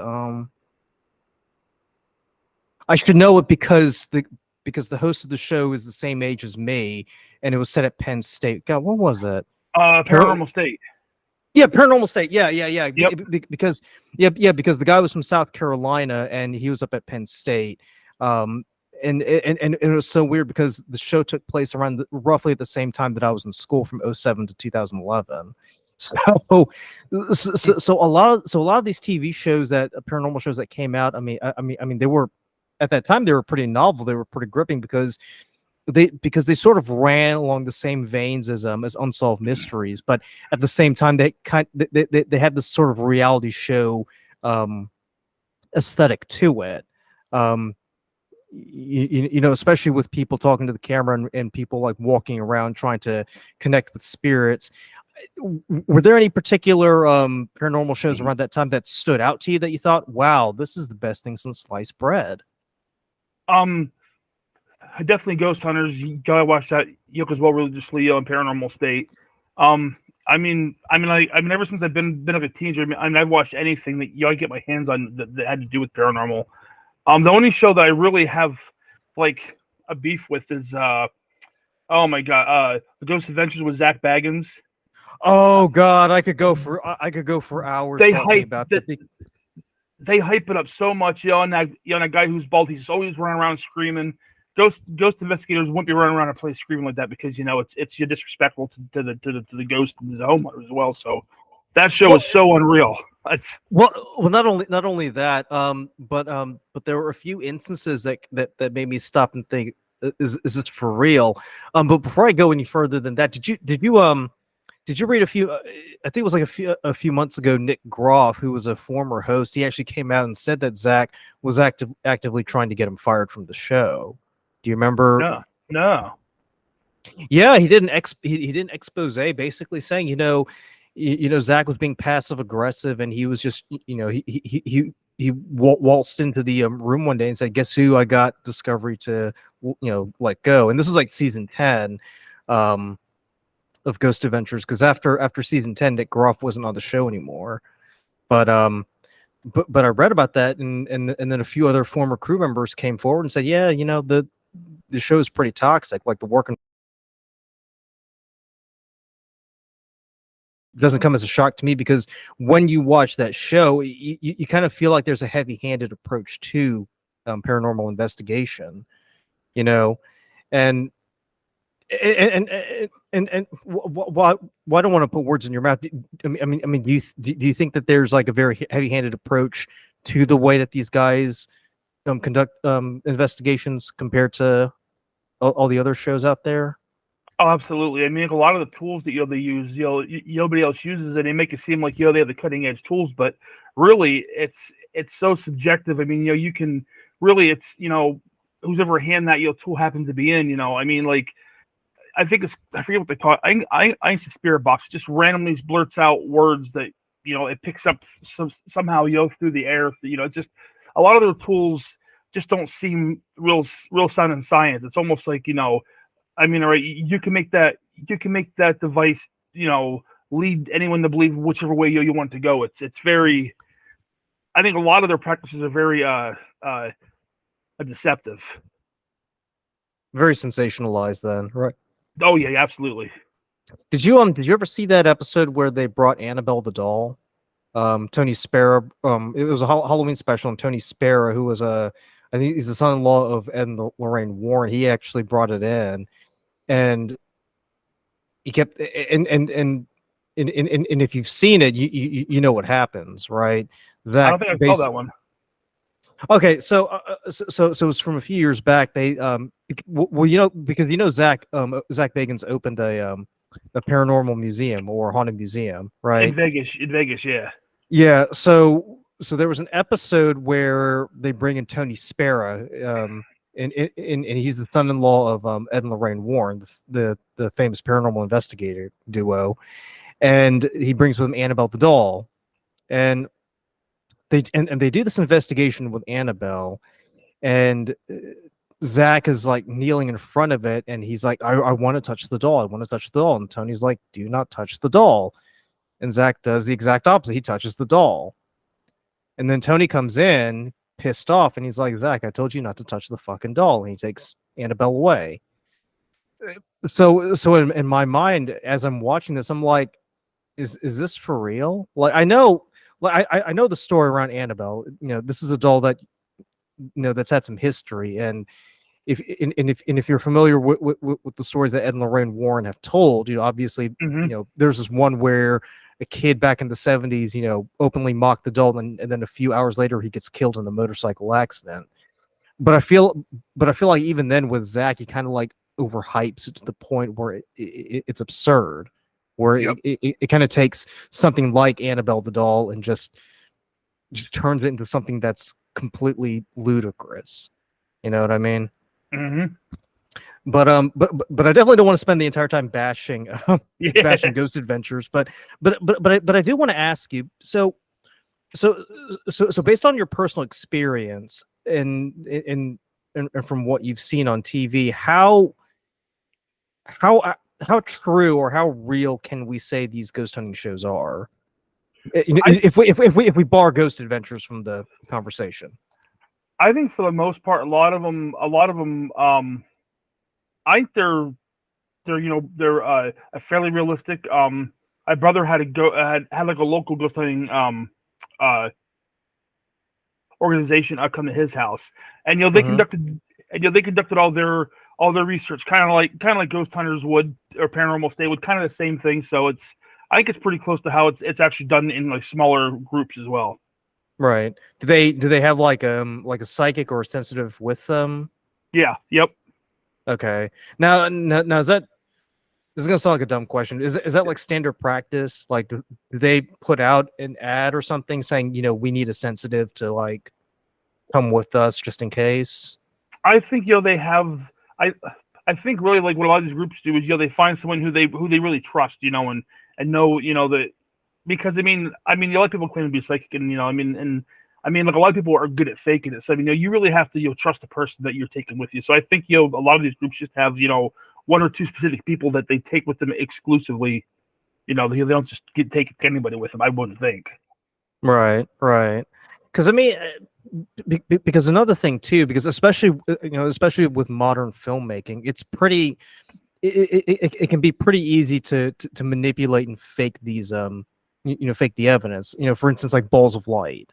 For instance, I mean, I mean, so even someone with a rudimentary understanding of Photoshop, can pretty much fake that, and not to mention, hundreds and hundreds of filters and apps that you can put on. So, I mean, do you go into these shows with a skeptical mind frame, or are you a bit more accepting of, what they're doing? I mean, especially anything on TV. I mean, I'm kind of skeptical at first because I mean, it's hard to know what you can and cannot trust. So I mean, like I go into a lot of these shows, kind of like kind of with a more skeptical view. But as long as like it looks like what's doing is actually like something that would be done in real life. I mean, I guess that I'm not as skeptical after a little while, but I mean, they got to prove, they have to prove themselves first. I mean, it's hard to trust any show.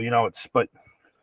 Yeah, I mean, 'cause especially when especially if these shows are on like these huge networks, I mean, their overall goal is to make money, Right. so so you kind of have to approach it with a grain of salt, because you could have something that's pretty credible, like you would see with Ghost Hunters, or something that's extremely sensationalized, like you see with Ghost Adventures. So I want to move on. I want to move on to horror films in general, because a few weeks ago, Lee and I we did a review of The Nun 2, and by the way, The Nun 2 came out, I think, was it last week. Now, when we watched the trailer and we reviewed it, we pretty much came to the conclusion that modern horror films, they're pretty generic. I mean, you can have some sort of variation in what the subject matter is, but they all seem to follow a formula, and they all seem to follow the sort of rule book where you need to have X number of jump scares, you've got to shoot from a different angle, and you need to have lots and lots of blood in order to make it scary. So, so when you're going to go see these films, in your mind, you kind of have to be a bit of a smartass and say, well, how are they going to scare us this time around? What is your what are your thoughts on modern horror film today? Do you think they're scary at all, or do you think that there may be a few gems out there that might be worth taking a look at? I mean, I think for the most part, they're not as scary as they used to be. I mean, mainly because with how advanced special effects are anymore. I mean, like for the last decade or so, I mean, like movies that look so realistic that it's just so hard. That I mean, I'm saying, how do you get any better than what you've already seen? And like you said, like everything just kind of seems to follow the same format over and over and over. It's not like the days of like Vincent Price. I mean, those were the the real gems. I mean, anymore. I mean, there might be a couple out there, but I don't really watch a lot of horror movies anymore. I mean, I really watch like the older ones. I mean, it just had more. I don't know. There was just something more about you like the story back then, because they didn't have the special effects. So I mean, it had more. It just seemed like it had more of a storyline to it back, like 20, 30 years ago versus what we have today. Yeah, like the Hammer horror films, for instance. Yeah. Yeah, I totally hear you on that one, because it seems like nowadays people kind of put more emphasis on special effects, to the point where you could literally have no story, but you can still have a movie, because everything is just like CGI and everything. Speaking of which, what are your thoughts on the Conjuring films? Are they hit or miss, or? I'm not a huge fan of them. I mean, I don't know. I just never really got into them. I mean, I've watched them and I just really never got into them. But yeah, because I mean, what the problem is that everyone's decided we're just going to try to like make a shared universe thanks to Marvel, and all of a sudden, and all of a sudden, you take the stories of Ed and Lorraine Warren, which are phenomenal, by the way. Like, like if you sat down and read or watched the videos about their life story, about what they've investigated, they're amazing. But yet, I mean, I literally have no words to describe it, because it's just so depressing to see them take something that's just so good and kind of just turn it into fodder. But that's the modern movie making machine right there. So excuse me. I just had to adjust my seat for a second. So Stephen, I want to I want to ask you in terms of in terms of your experiences with the paranormal, have there been any instances where you've literally felt frightened for your life? Because I know you told us about the shadow figure at your aunt's house. Were there any other instances or any other experiences where you came across a presence and you had you had this feeling, oh God, what if I don't make it? Yeah. I used to work at a local hospital in a pharmacy, and it's down in the basement, like real close to the morgue, and everybody always talked about, like the spirit of Abigail, who was like, the founder of the hospital. And I just thought, they were joking. Well, then a couple times I had to work night shift. Right. And anyways, I worked in this room, and it was just like aisle after aisle after aisle of like medicines, and I would have to basically sit there and inventory that all night. Well, I'd be in one end of the room, and you'd hear this loud smash noise. So anyways, I walk around to the back, and like a box of. And sorry, this is in the basement, right? All this is in the basement. It's not like above. Okay. Yeah. So anyways, I go around the corner, and there's like a box of like glass files. Had came off a perfectly flat shelf, flipped upside down and smashed on the floor. So I didn't think anything of it. So I'm down on my hands and knees, and I'm like cleaning it, and all of a sudden, the corner of my eye, I can just see like a black ball. It's maybe about the size of a beach ball, and just like it flies by the aisle. And I get up and look around, and there's nothing in there, and this room's locked down. I mean, I'm the only one in there. I go back to it, and it happened 3 or 4 more times as I'm trying to clean this up. And like all the hairs in the back of my neck, it just took all the hairs in the back of my neck stood up, and I just felt like I shouldn't be there. It freaked me out. And after that, I was a believer. I mean, I thought they were just joking, but. So how old was this hospital? Like, I imagine it must have been pretty old if it's got a basement. Oh, yeah, this hospital was built like the 1840s, I think, 1850s. Oh, damn. Okay, gotcha. Well, were there any security cameras or anything in the basement, or? Oh yeah, there's cameras everywhere, but like in my area, where I used to work, it was kind of hard because everything was an aisle, so they just had like one camera basically in the corner watching the doors. Okay. And were there any windows or anything? Because I know those old basements, sometimes they used to have like those the windows I'm talking about, the ones that are like at the very top. Yeah. Was there anything like that? Oh no, you have the solid concrete all the way around. I mean, just like one vent for for the AC, and you can heat. No windows, no other doors. Oh God! Yeah, completely sealed. So is that the only encounter that you had, or there or others? Yeah, in that basement. Oh, like a lot of times, what happened is like a carry. So anyways, we'd be playing music. You have the radio up on the front counter, and you'd be back counting. All of a sudden, you have the radio. The dial was physically turned down, and you'd go back and turn it back up. And it kept turning itself down. And in a turn of volume, then you literally had to take the knob and turn it, but there's no one else in the room there to turn it. I mean, constantly. And there's just a lot of times, when you'd be in there by yourself at like late at night, and you just felt like uneasy, and your stomach would kind of feel like like it's just weird feelings down there. Wow. So just out of curiosity, where are you? I'm in northeastern Pennsylvania. I'm about I don't know if you've heard of like Scranton, Wilkes-Barre area. Yeah. I've heard I'm that about area. I'm about an hour southwest of there. Okay, gotcha. Yeah, because that part. Yeah, because that part of Pennsylvania. Oh, I should say Pennsylvania in general. I mean, you hear a lot of ghost stories from that area. So actually, I'm not that surprised. Yeah, there's a lot of old buildings. Yeah, there's a lot of old buildings. I mean, a lot of old buildings and structures here from 1700s, 1800s. So I mean, there's been lots of death here, lots of tragedy that's happened. So yeah, that's where the Allegheny was. It the Allegheny it's that big famous prison everybody talks about. It's the one that I hear about all the time. Western Penn Penitentiary. or no, Eastern Penn. That's the one where ghost hunters have that video of like the ghost run down the catwalk and then turn around and running back. That was done by Philadelphia. Okay, gotcha. Could be, yeah, because I was thinking about, because as soon as you said you're in Pennsylvania, and I automatically thought about that Western Allegheny, I think it was asylum or prison or something. I think that's like, by Pittsburgh. What you're talking about, yeah, by Pittsburgh. Okay, gotcha. But even then, like, you'll have a lot of haunted prisons up there too, right? And asylums.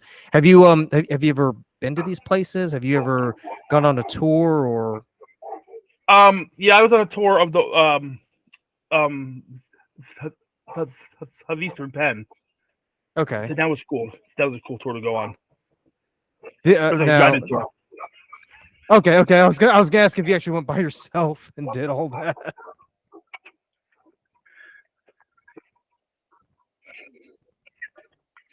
Sorry about that. Oh no, you're good. All right.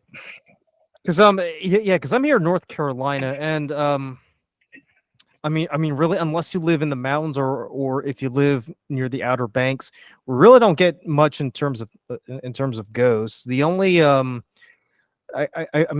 only haunted places that I know of, like where I am in North Carolina, because I'm in the Charlotte area.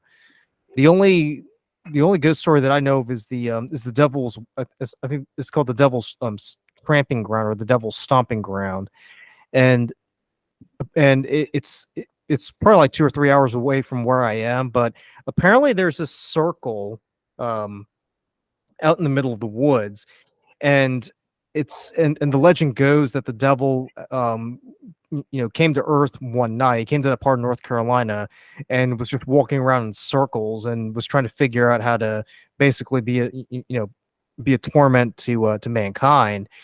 And the legend goes that as he walked around in circles, all the foliage around him burned to the ground.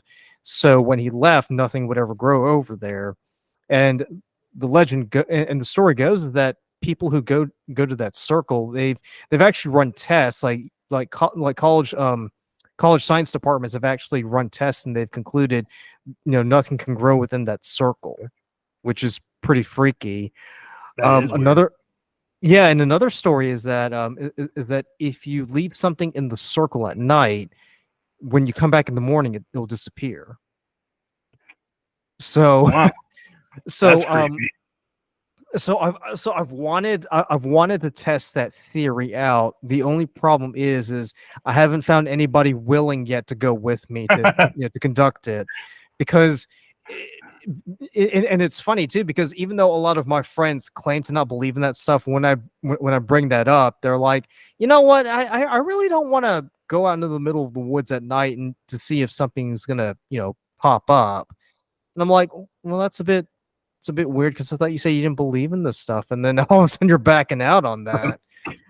But but I did want to bring something up, because because speaking from personal experience, I haven't had any real paranormal experiences, but what I can say is that a lot of the people that I know, even those who claim to be atheists and don't believe in God, they still have this sense.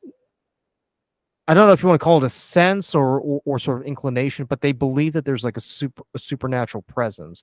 They believe that there's something else out there that's far greater than themselves. Whether you want to call it God or the devil or ghosts or whatever. And what I think is so fascinating is that in spite of their profession that they don't believe in in anything higher than themselves, they still think it's a bit weird to come into contact or to mess with the paranormal. Have you experienced anything similar to that in your circle or in your encounters with other people or on your podcast? Oh yeah, definitely. I have a lot of friends and people that have come across my podcast too, who you don't claim to believe in these types of things, but as soon as you want them to do something, or they start backing out, just like you're saying, they don't want nothing to do with it. So it's like, if there's nothing there, then what are you afraid of?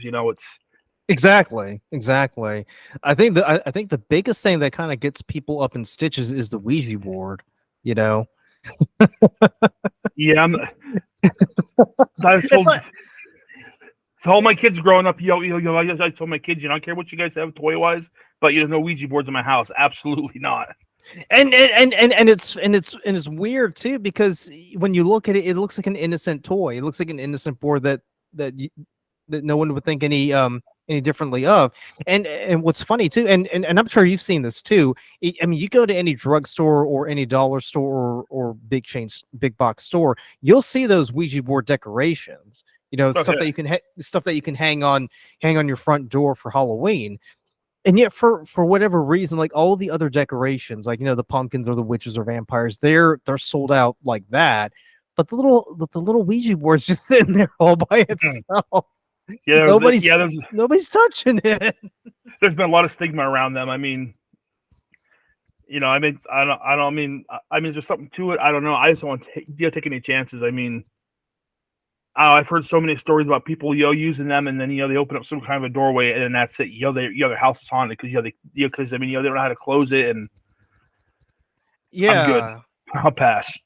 Yeah, and I grew up Roman Catholic, so I remember people telling me, do not don't mess with the Ouija board because that's the gateway to the devil. That's how the devil gets an entry into your life, and just by doing that, you're giving him legal rights to do whatever it is. I'm like, really, from a little board now. Personally, now speaking from personal experience, I've never messed with the Ouija board. I have no intention of messing with the Ouija board. I just think it's fascinating that people are just so enthralled by this little thing. And I've heard, I've seen those stories. I've seen it on those paranormal shows, and I've watched, and I've watched those videos. I mean, Stephen, recently I've started watching videos where they're interviewing priests, and these are exorcists for like dioceses all over the United States, and they're all saying the same thing. They're like, yeah, usually with these possession cases or these haunting cases, it usually starts out with someone messing with the Ouija board. I was going to ask if maybe you could regale us with maybe like a story or an encounter that you've heard of or you've had with Ouija boards. Well, in the same house, my aunt lives, the shadow person. My aunt, or my cousin, she used to play the Ouija board in her bedroom all the time. And I never actually seen anything there, but right, if you go into her bedroom for whatever reason, even now, and I mean, she's been moved out of the house for 10 years now. Mm-hmm. Like when you walk into her room, it just feels so like uninviting. It's cold in that room. I mean, even in the middle of summer, that room is cold. The hair on your arm stands up. It's just freaky being in there. I mean, nobody wants to be in there. They use it for storage. Her dogs won't even go. Your man's dogs are right. Your dogs are right. Won't even go into that room. Oh yeah, that's a huge sign. If the dogs don't go in, that means there's something wrong. Yeah. Is there like a weird smell, like a sulfuric smell or anything? No. I mean, it's kind of musty because it's just like used for storage now. But it's not like a sulfur smell or anything. It's just. Okay. It's just eerie. It's just really eerie in that room. Wow. And she used to do it all by herself, or did she have friends, with her when they were doing that? Sometimes with her friends, sometimes by herself. Gotcha. But she was addicted to it for a good year and a half, 2 years. She was. Addicted to it, doing it nonstop. Whenever she had free time, she was in there playing with it. Oh wow! And this was before video games too, right? Yeah. Well. Super Nintendo was out then, so, but she wasn't into video games. She just, yeah. Gotcha. I remember, I was watching this movie. What was it? It was a Spanish movie. I think it was Angelica or Angelique, or I forget what it was. Hold on. But basically, it was this But basically, it was about this. It was about this teenage girl who and her friends were playing with the Ouija board. And what happened after that was that after she started playing with the Ouija board, a lot of weird things began to happen to her, and she eventually ended up getting possessed, and she died. And this was based on an event that happened in Spain. in 1990. It was either 92 or 93. What was that? I'm trying to find out what the name of that movie is. Have you ever heard of that? No, Excuse me, have you ever heard that story before? no. What was it? Because those I originally heard about it on the Lights Out podcast, and then that got me interested, and then I started watching that movie. I should really kick myself in the ass for not knowing this, but but but apparently Veronica. The movie's called Veronica. Oh, okay. Yeah. So basically what happened, and this was based on a true story that happened in Spain. Apparently what happened was this girl and her friends were playing with the Ouija board in the school library, and I believe it was a Catholic school in Spain. But what happened was a teacher found them and put an end to it. But a few days afterwards, the girl began to act very strange, and she began to grow more and more erratic until eventually she got sick and died. And there were all these hauntings that were occurring before she died. Like, like there was one instance where her and her mother were in the bathroom, and the door just slammed shut by itself, and there was no way for them to open the door. Even when the dad came and tried to break the door down, like it took them a while before that door opened. But I remember hearing that the police actually were called to the apartment to investigate, and they even said, yeah, there's a lot of weird things going on here. I don't think I want to go in there. And this is the Spanish police too. I mean, you think that they wouldn't be afraid of any of that stuff. But they were like, yeah, I'm good. I'm just gonna stay out in the hallway. I'm not gonna mess with that. So that definitely piqued my interest right there. I was also gonna mention too. Did you ever see that documentary Demon House? I don't think so. No. Okay. Have you ever heard of the Ammons case in Indiana? Yeah, I've heard of the case. Yep. Okay. Yeah. Now, just a disclosure, this involves Zach Bagans, but we'll just steam on ahead. But basically, it's a documentary about the Demon House incident, and Zach purchases that house, and a lot of the. In the first few minutes of the movie, he goes on to explain like what exactly happened with the Ammons family, and he was basically documenting what happened during his personal investigation of the property. Like one of his crew members went crazy and started seeing a goat-headed figure, and then Zach spent the night at the house, and then the following day he developed an eye condition where he now has to wear those, those shades that he wears. Apparently that's to compensate for his messed up vision after spending a night at the house. And he ended up tearing the place down as a result, which I thought was pretty reckless. Yeah. If you think about it, because, and I remember too, because the police were called to investigate a break-in at that property. And Zach was saying, well, I think there might have been a break-in. Can you go and take a look? And the officers were saying, yeah, we're not going to the house. And one of the officers says, if you want to just tear that place down. And another officer says, well, do you have any idea of what that thing is doing? But it's plugging whatever's in the house. If you tear that house down, there's no telling what you could unleash on the world. Right. And my blood ran cold when I heard that, because I'm like, shit, I did not think about that. But I remember there was a story in Pennsylvania a few years back that involved a very prominent political figure in a haunted house. Was it Brownsville, or was Brownsville Road or something? You know what I'm talking about? You know what I'm talking about, right? Yeah. Yeah. because the guy was I think the guy was either a senator or he was running he was running for a pretty high office, political office. So Trying to think what the I'm gonna Google that right now. I can't recall that off the top of my head. Yeah, I know what you're talking about though. Is it Brownsville or what was it? Wanted.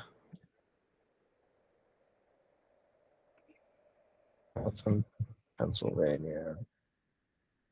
Because I remember that was like, that was a huge deal back in the day, because I remember hearing about that and I was like, there's no way that this actually happened, because considering how prominent the guy was, I was like, there was no way this would happen to someone big. Like, granted, like, it's a haunted haunted houses are real, hauntings do happen, but they don't happen to big name people like that. They're too smart for that. Yeah. Shit. It's gonna bother me now. Now I'm gonna be like up all night trying to figure out what was that case. But you know what I'm talking about here. Yeah. Did you have any experiences or I guess encounters with with anything demonic? Because I know you did mention about the shadow figures and Abigail. Did you ever encounter anything that kind of bordered on something that was terrifying on the demonic level? I don't think so much anything like that. No, thankfully. I mean, okay. But have you ever heard of any encounters like that? Not so much in this area. Okay. No. I mean, this area out here is pretty good, but gotcha. Which is odd, because usually like that part of the country, like, it's pretty old, so you would figure there's like a lot going on over there. Yeah. I mean, it's a pretty peaceful area of Pennsylvania, so I don't think a lot of bad things have happened here. I mean, the only thing I know like bad, I guess, that happened was in Bloomsburg, Pennsylvania, which is like right right close to where I'm at. There was a group called the Molly Maguires. It was the Irish coal mining mafia. Mm-hmm. They hung a bunch of members in a tree. And that tree was like in like the parking lot of the old middle school. And I mean, the tree got hit by lightning like 2 or 3 times, and it was dead, but like it wouldn't fall over. I mean, that tree was there for 50 years dead till it finally went. But other than that, nothing really, bad really happened, around here. Gotcha. Pretty mellow. So I wanted to ask you, seeing as Halloween is coming up pretty soon, do you have any like traditions or anything or any particular things that you do for that holiday? Well,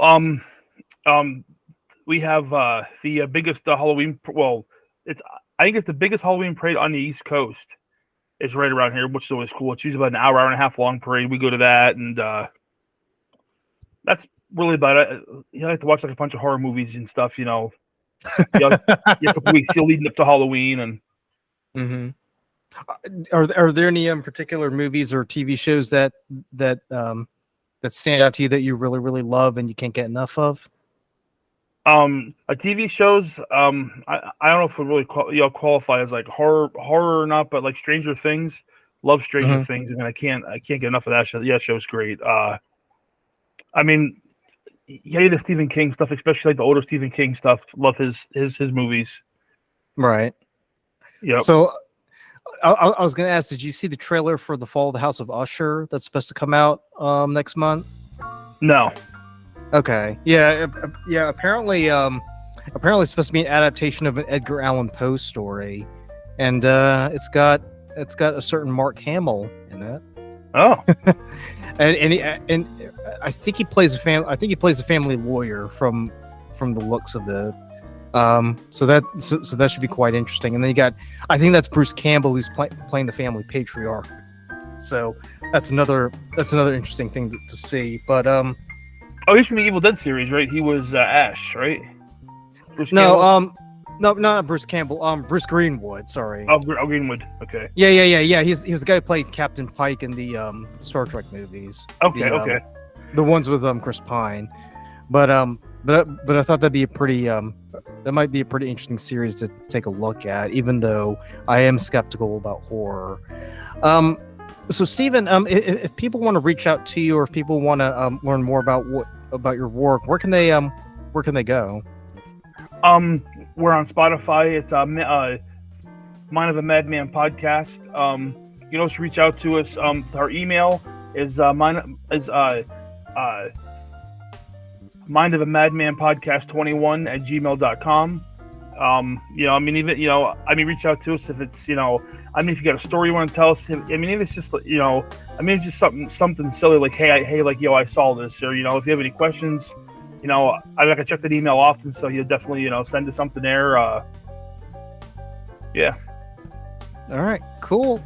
Well, Stephen, it's been a pleasure having you on the podcast, and I'm definitely looking forward to having you back on, because I definitely feel like there are many other things that we can take a look at. Other than that, I just want to thank everybody for checking us out here on YouTube and Spotify. And remember to like, comment, subscribe. And as always, thank you so much for taking the time to watch, and have a great day. Bye.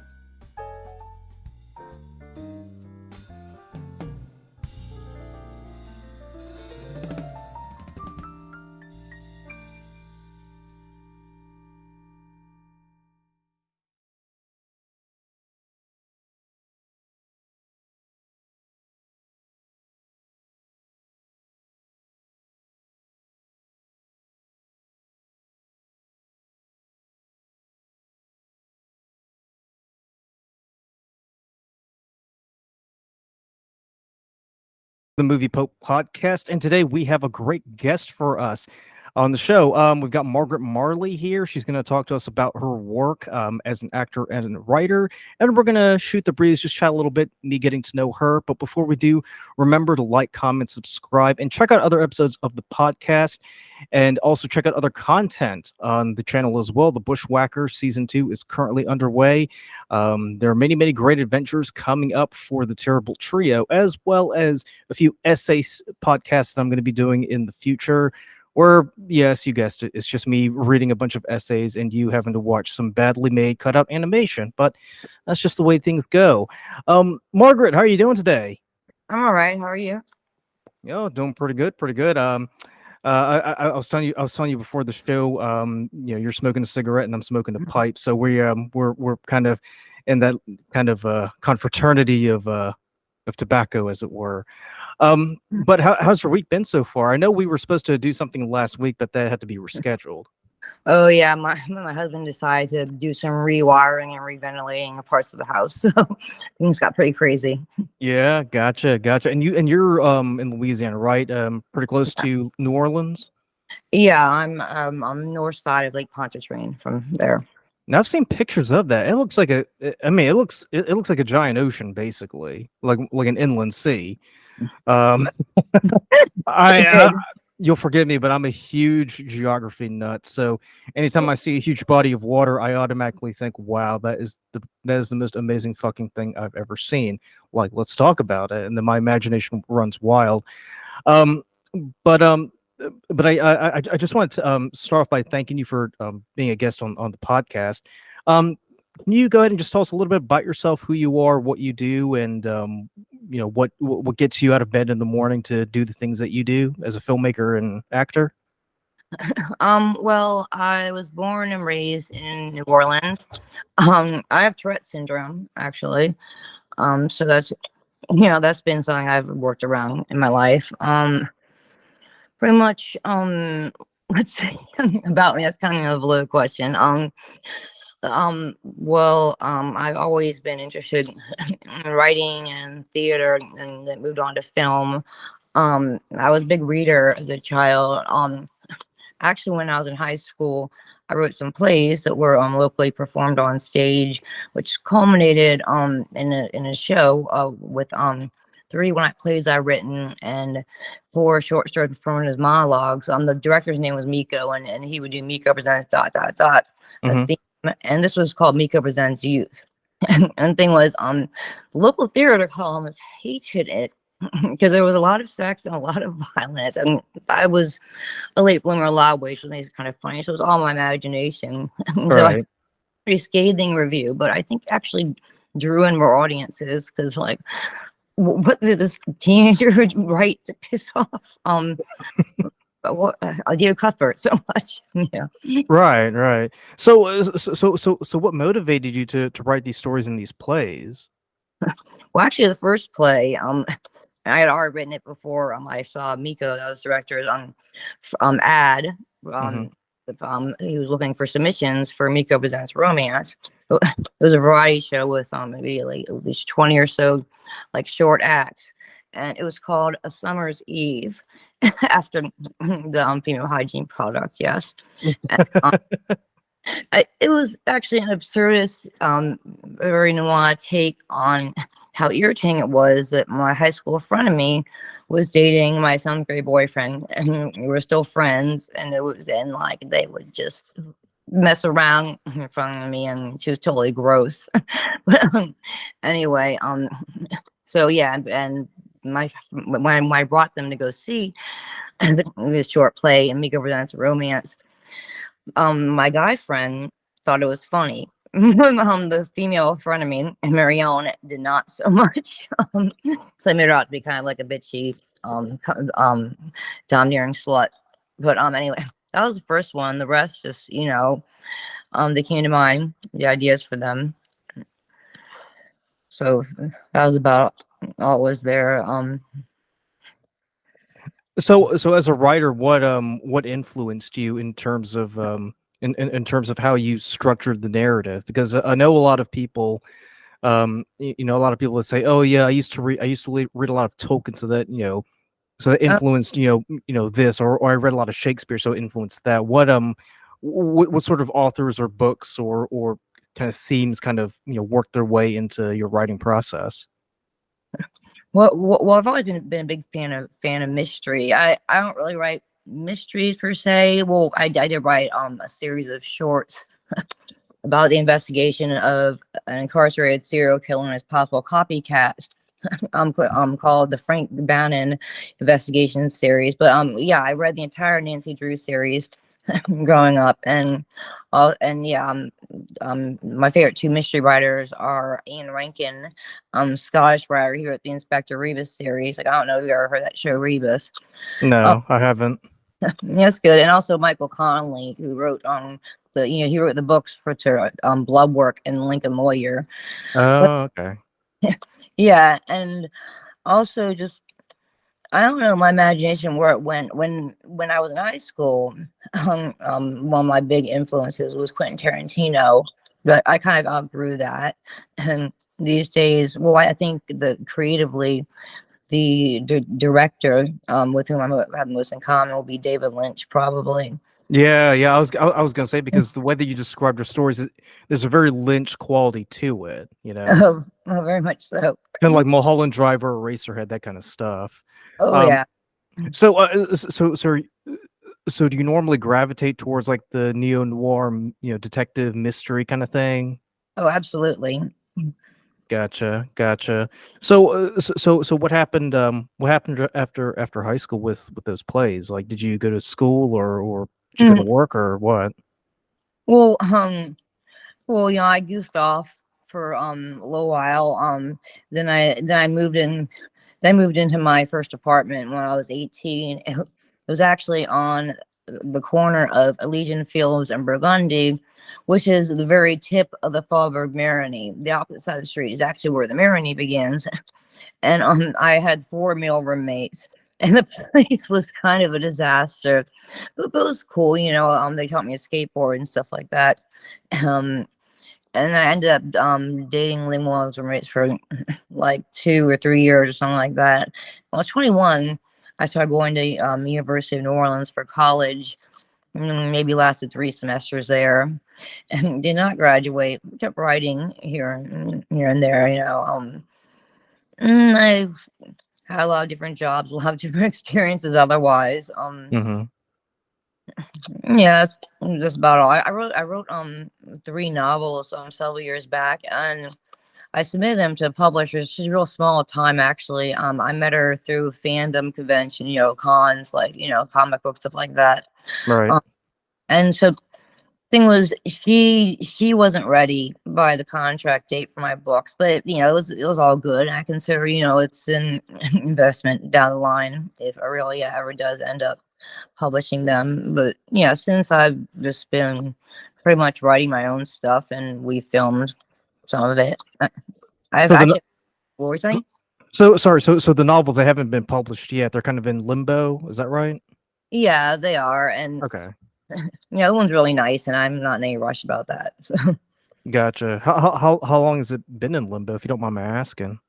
oh, a while, probably like 15 years now or something like that. God Almighty, really? Holy Yeah, shit! brother-in-law passed away, the publisher, and also her husband.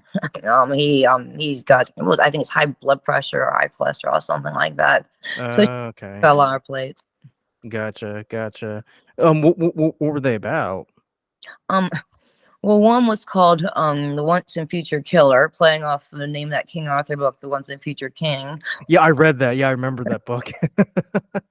Yeah, and it's basically, I guess you call it like a dark comedy, very, very dark. It's about a young woman who decides at one point that, her thing in life is she wants to be a murderer. And there are many attempts and almost, but she never quite gets it. And then she ends up with dating a guy with whom she went to high school, and he does whack people. He kind of tries to mentor her for a little while. Anyway, I won't tell you how it ends, but it's kind of just Nancy. That's the main character's name, and Nancy's misadventures in her quest to murder somebody. That sounds like something that you would see on Netflix, if I'm honest with you. Well, thank you. I mean, seriously, because with like the proliferation of all this true crime stuff that's coming out right now. I mean, that sounds like something that would come out on Netflix, and you'd be like, oh, this is like a pretty good series to watch. I'll binge it for a Saturday and Sunday, probably a Monday. Thanks. Yeah. So how did you how did you transition into acting and film? Well, I started taking an interest in film just because of my Tourette's. I figured, film has takes and stuff like that, and also it just had greater appeal to me. And I wanted to act since I was a kid. Like, I went to some theater day camps, a few different summers. Mm-hmm. Went to some open auditions here and there, but my Tourette's, and also just I really wasn't prepared. I know a lot of musical theater. I'm not really a very good singer, particularly not for that type of stuff. All right. But yeah, so my interest, starting from childhood, sort of continued, and I kept writing my own stuff because if it's not happening for me, I figure I may as well make it happen myself. Right. So did you do any stage acting at all, or? Well, I was No. cool, but don't get me started on that. Gotcha. Because I know because I've watched a lot of podcasts where they interview these actors, and they're like, yeah, I'll be slaving away for like months or even years before I got my first film or TV gig. Did you just gravitate towards film naturally, or was that something that kind of happened after a lot of trial and error? I'd say it was a little bit of both. So I've been a movie buff since I can remember. So the interest in film, and also just the fact that there were clearly a lot more opportunities in film and stuff like that. And like I said, having Tourette's, the option of takes is a good thing. Although people point out to me that when I'm in character, I don't have any tics. So No. yeah. It just magically goes away, right? Yeah, I guess it's a method thing. Gotcha. Now, I know you said that you did some theater camps. Did you take any classes as a teenager and as adult in acting? No, no. I mean, like briefly, there were some acting classes that were held at this dance studio when I was in high school, around the corner from my dad's house. And my dad's sister and I actually all three went to that, but I think the guy just stopped having the classes. What happened? Okay, gotcha. So can you talk about maybe your first film or TV gig that you had? Because New Orleans is because not many people would think of it, but New Orleans has a pretty active film scene over there. Oh yeah, definitely. Well, the thing is, I haven't really had any like gigs officially, albeit what my husband and I put together, which it's a good bit of stuff actually. I have my Facebook page, our Facebook page, Register Productions, and that's where we've been releasing our shorts and all that so far. I actually have 3 full-length screenplays on the back burner for doing or having done or helping have done at some point or other. Gotcha. Can you so what prompted you and your husband to start this production company then? Because it was pretty recent too, right? Last, I'm trying to think. I remember I started the Register Productions page we're over in Arizona right when whatever the first day for COVID was. Right when it hit the news, my husband and I booked a room at the Marriott in Flagstaff, Arizona, for 2 weeks to get out of New Orleans, aka the city notorious for mismanaging crises. And and we filmed a little bit of stuff here and there, but I really started building a following and networking and stuff from Arizona basically during that time period. So I'm saying whatever freaking year that was it 2019 or something like that? Yeah, I think when people started started taking it seriously, it was probably like springtime of 2020. Oh Like, yeah, spring, summer-ish, around that year, because that's when I started my job, and everybody was like, "Yeah, everybody's got to go into lockdown," oh yeah. So somewhere like 2019, early 2020. And really, I've been wanting to do something like that for a long time. And when I realized that my husband was interested in it, and I had a few friends. We the last apartment we rented in New Orleans, we hosted a weekly writers group at our house, and we co-read a good bit of my stuff there, and other people shared their writing. Um, and we started making them. And my husband, he actually works in technology. He works for this big medical malpractice law firm called Lamco, and he's a web programmer. So he naturally was just thrilled to get all the equipment and the gears and gadgets. Like we have a professional grade video camera and 2 Quasar lights now actually, Oh because wow. because they had a battery powered one on sale, and my husband Ryan could not resist naturally. Yeah. Yeah, and a green screen and all that stuff. And but I was last weekend or 2 weekends ago, he ordered a smoke machine, and it's kind of funny how that happened. So we were visiting my sister and her boyfriend at their place, and and my sister's laughing because Ryan's setting up 3 different lights. So we're going to do some raw unplugged music footage with her and her boyfriend, kind of sing along whatever her boyfriend on the harmonica. And my sister's like, Ryan has 3 lights. Does he have a smoke machine? And I turn around and Ryan is on his phone ordering a smoke machine. So I'm like, now he does.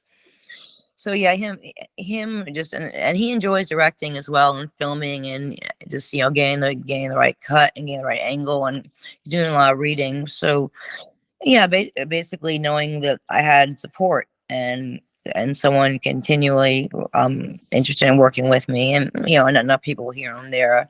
My dad actually has proven to be a pretty good actor. He's appeared in 3 things we made thus far, and he had a great time with it. Gotcha. So your husband just took to film directing like a fish to water, right? Oh, absolutely. It's been really fun. So, so it's fascinating because you started your production company right at the start of the pandemic. Can you talk about what it was like trying to run a production company during, the 2 years of lockdown and having to go through all this, social distancing and all that stuff? Well, I mean, we saw friends. I mean, a lot of people, disobeyed, if you will. So, if anything, since there wasn't really much else to do or any other places for these people to go, they were more available than they would be otherwise. Just show up and film stuff. Okay, gotcha. So talk to me about the film projects that you've done so far. Because you did mention that that y'all shot like a music video. Can you talk about the feature length or short length films that you've done since you started? Well, oh, music video, that was actually on. Well, that was for our two-piece cover band. It's kind of just a hobby project thing. Okay. Yeah, we just kind of shot it at my sister's house, just for fun of it, because we have a few different types of series, as we call them, that we do. Well, it used to be the front room series. Now it's a foyer series, because here we have a foyer and a front room. So during Okay. foyer series, and then the late night series, which is impromptu, not as planned out.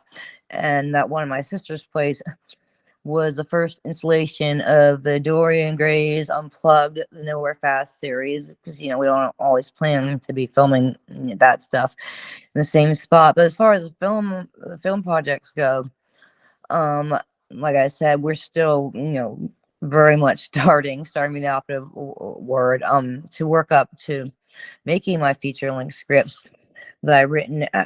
The series of shorts I mentioned, the Frank Bannon serial killer investigation series, the format is pretty much as I call it, the reverse 24 format. Like, instead real time, where each episode that showed 24 was an hour of the dude's life or whatever, just very, very short episodes. We release them periodically, like you would on television. Right. And on my blog, I have the box set, so to speak, which is all the episodes that we did. And actually, we were going to submit a short film we made to the 48-hour film project, and it was done. It was done in time for the deadline. However, my husband is a perfectionist. He didn't think it was good enough to submit, so he never submitted it. It was called A Book to Kill For, and the required character was someone named Anne or Ambrose, who was an inventor. The required prop was a book, and the required line was "Better luck next time," and the genre was mystery. Mhm. And that seemed like almost a little too perfect. I wondered if it might have been rigged to our advantage. So Ryan was the main detective character, and we made his name Ambrose Monk, like on the show Monk, John Turturro's Right. character, main character's father. And he as a hobby, he was an inventor, and he made these little miniature recording devices you could attach to your clothing or put inside something. So actually, we end up combining all the required things in the ending in one moment, when everything is said and done, and Ambrose Monk supposed new partner is not actually a detective at all, and it's made off of the book. But there's an identical copy of the book which is left for Ambrose, because he had given her one of these little recorders to keep that he made. And so he opens the book and presses the button on the recorder, and the recorder says better luck next time. And also, we've done got a number of things, shorts, and we've adapted some film scenes here and there. Like we did the famous desert scene from Casino, and my husband Ryan was Joe Pesci, and I was Robert De Niro, which was a funny role reversal because he's usually the calm one, and I'm usually not. So yeah, it's a lot of that stuff. Gotcha. So most of your productions, they're mainly self-funded, right? You're not getting any external funding or anything like that. Oh yeah, they're self-funded. we're pretty clever about keeping the budget down and stuff like that. So can you talk to me of of what an average production looks like whenever you're making one of these things? Is it something that's done occasionally, or do you kind of like plan a day where you're just gonna film it and be done by by the end of the day? Mm, I mean, generally we don't have a target time to finish. We could work within that. We needed to basically we're both up for filming something that we've kind of been working up to filming, and we were going over lines and stuff.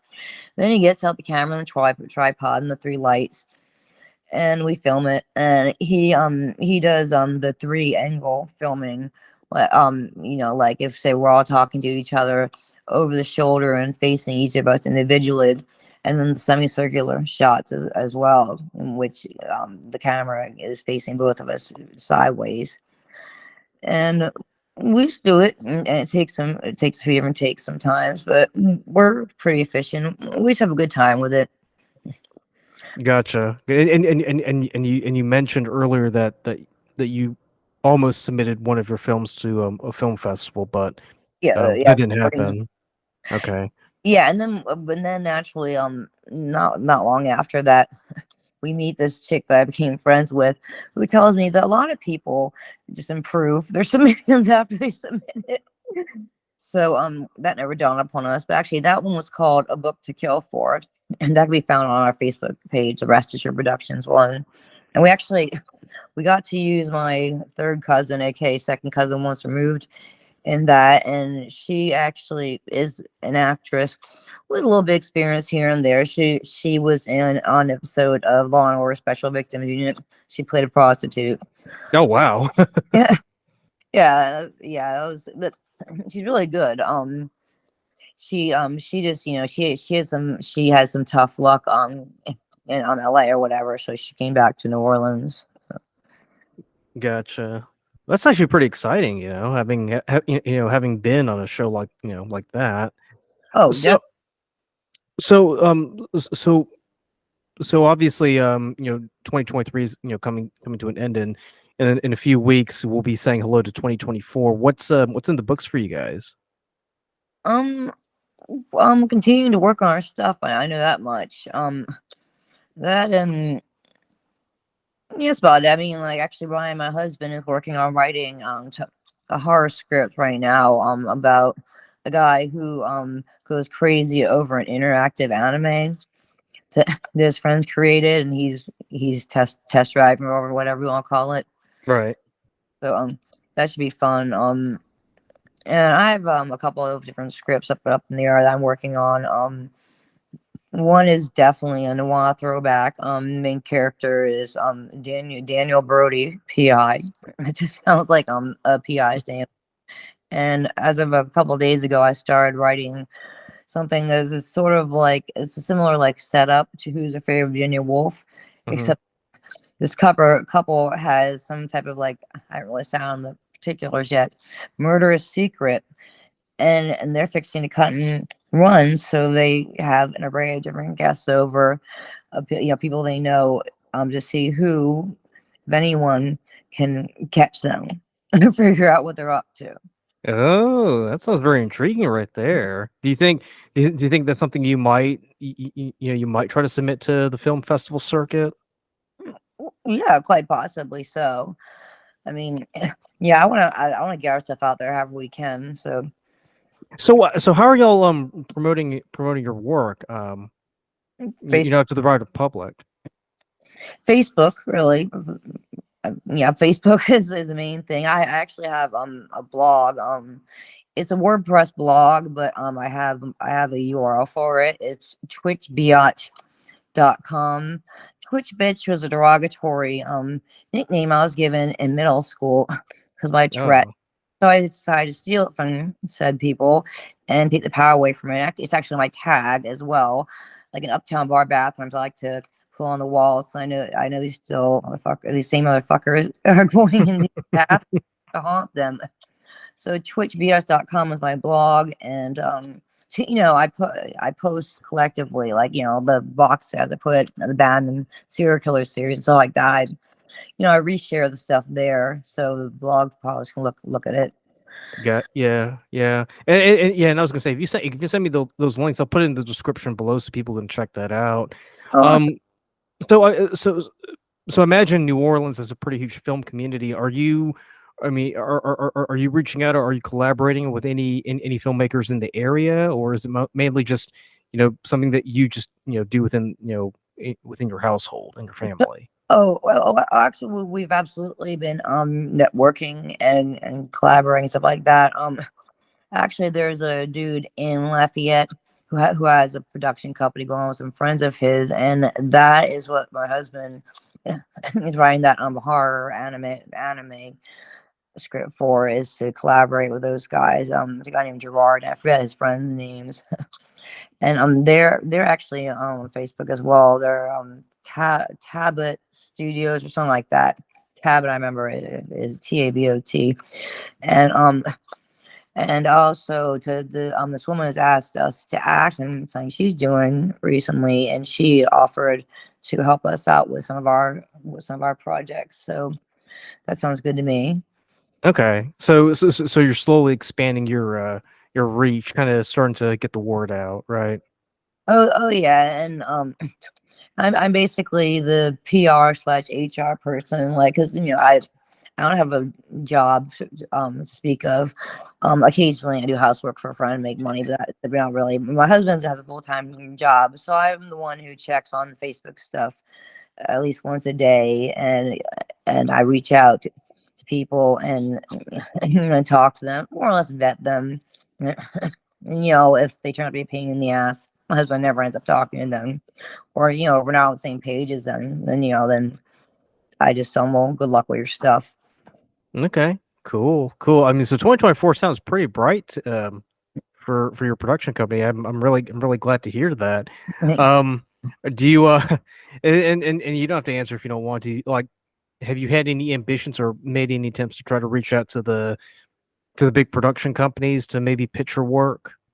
Oh, absolutely. Like I would I definitely want to, at the right time, when we, when they will take us seriously, try to get our stuff distributed either through Amazon or Amazon Prime or something like that. Yeah, because like I said earlier, one of your projects it definitely sounds like a Netflix series. So I can't, so I can definitely see Netflix producing something like that. Um, so I want to go ahead and just bring this to a close. But like I said, I mean, send me all of your send me all of your social media links and everything, so I can put it in the description below so people can check out your work. But before we wrap up, obviously we're a movie podcast, so you just have to ask, what's the most recent movie or TV show that you've seen that you think is the best thing ever, and people need to drop everything and watch right now? The Departed. The Departed with Jack Nicholson and Leonardo DiCaprio and Matt Damon. Mm-hmm. That's definitely my current favorite movie. Actually, we're watching it again last night. Okay. Gotcha. And are there any elements of The Departed that just stick out to you that just make you think, wow, this is something that is just so amazing?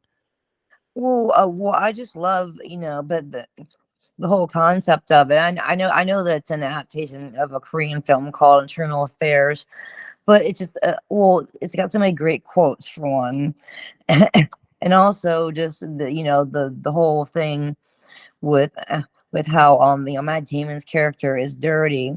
He's supposedly trying to find himself, and Leonardo DiCaprio's character, nobody knows he's a cop, and there's no record of being a cop except through Martin Sheen and Mark Wahlberg, and DiCaprio's character is working side by side with Jack Nicholson, who is is the main mobster guy, whereas Matt Damon is one of his moles, and just that constant one character is chasing after the other, and just the way the shit hits the fan when it does, very is great.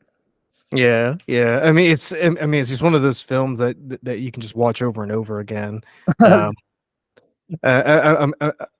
We were actually doing a review of Cocaine Bear yesterday. Oh yeah. The Friday podcast or Saturday podcast, and it was just so ridiculous because because my co-host is like, this is one of the worst movies ever made, and I'm like, yeah, it is, but it's just good fun. Sometimes you just want to enjoy something that's just so ridiculous. Yeah, guilty pleasure.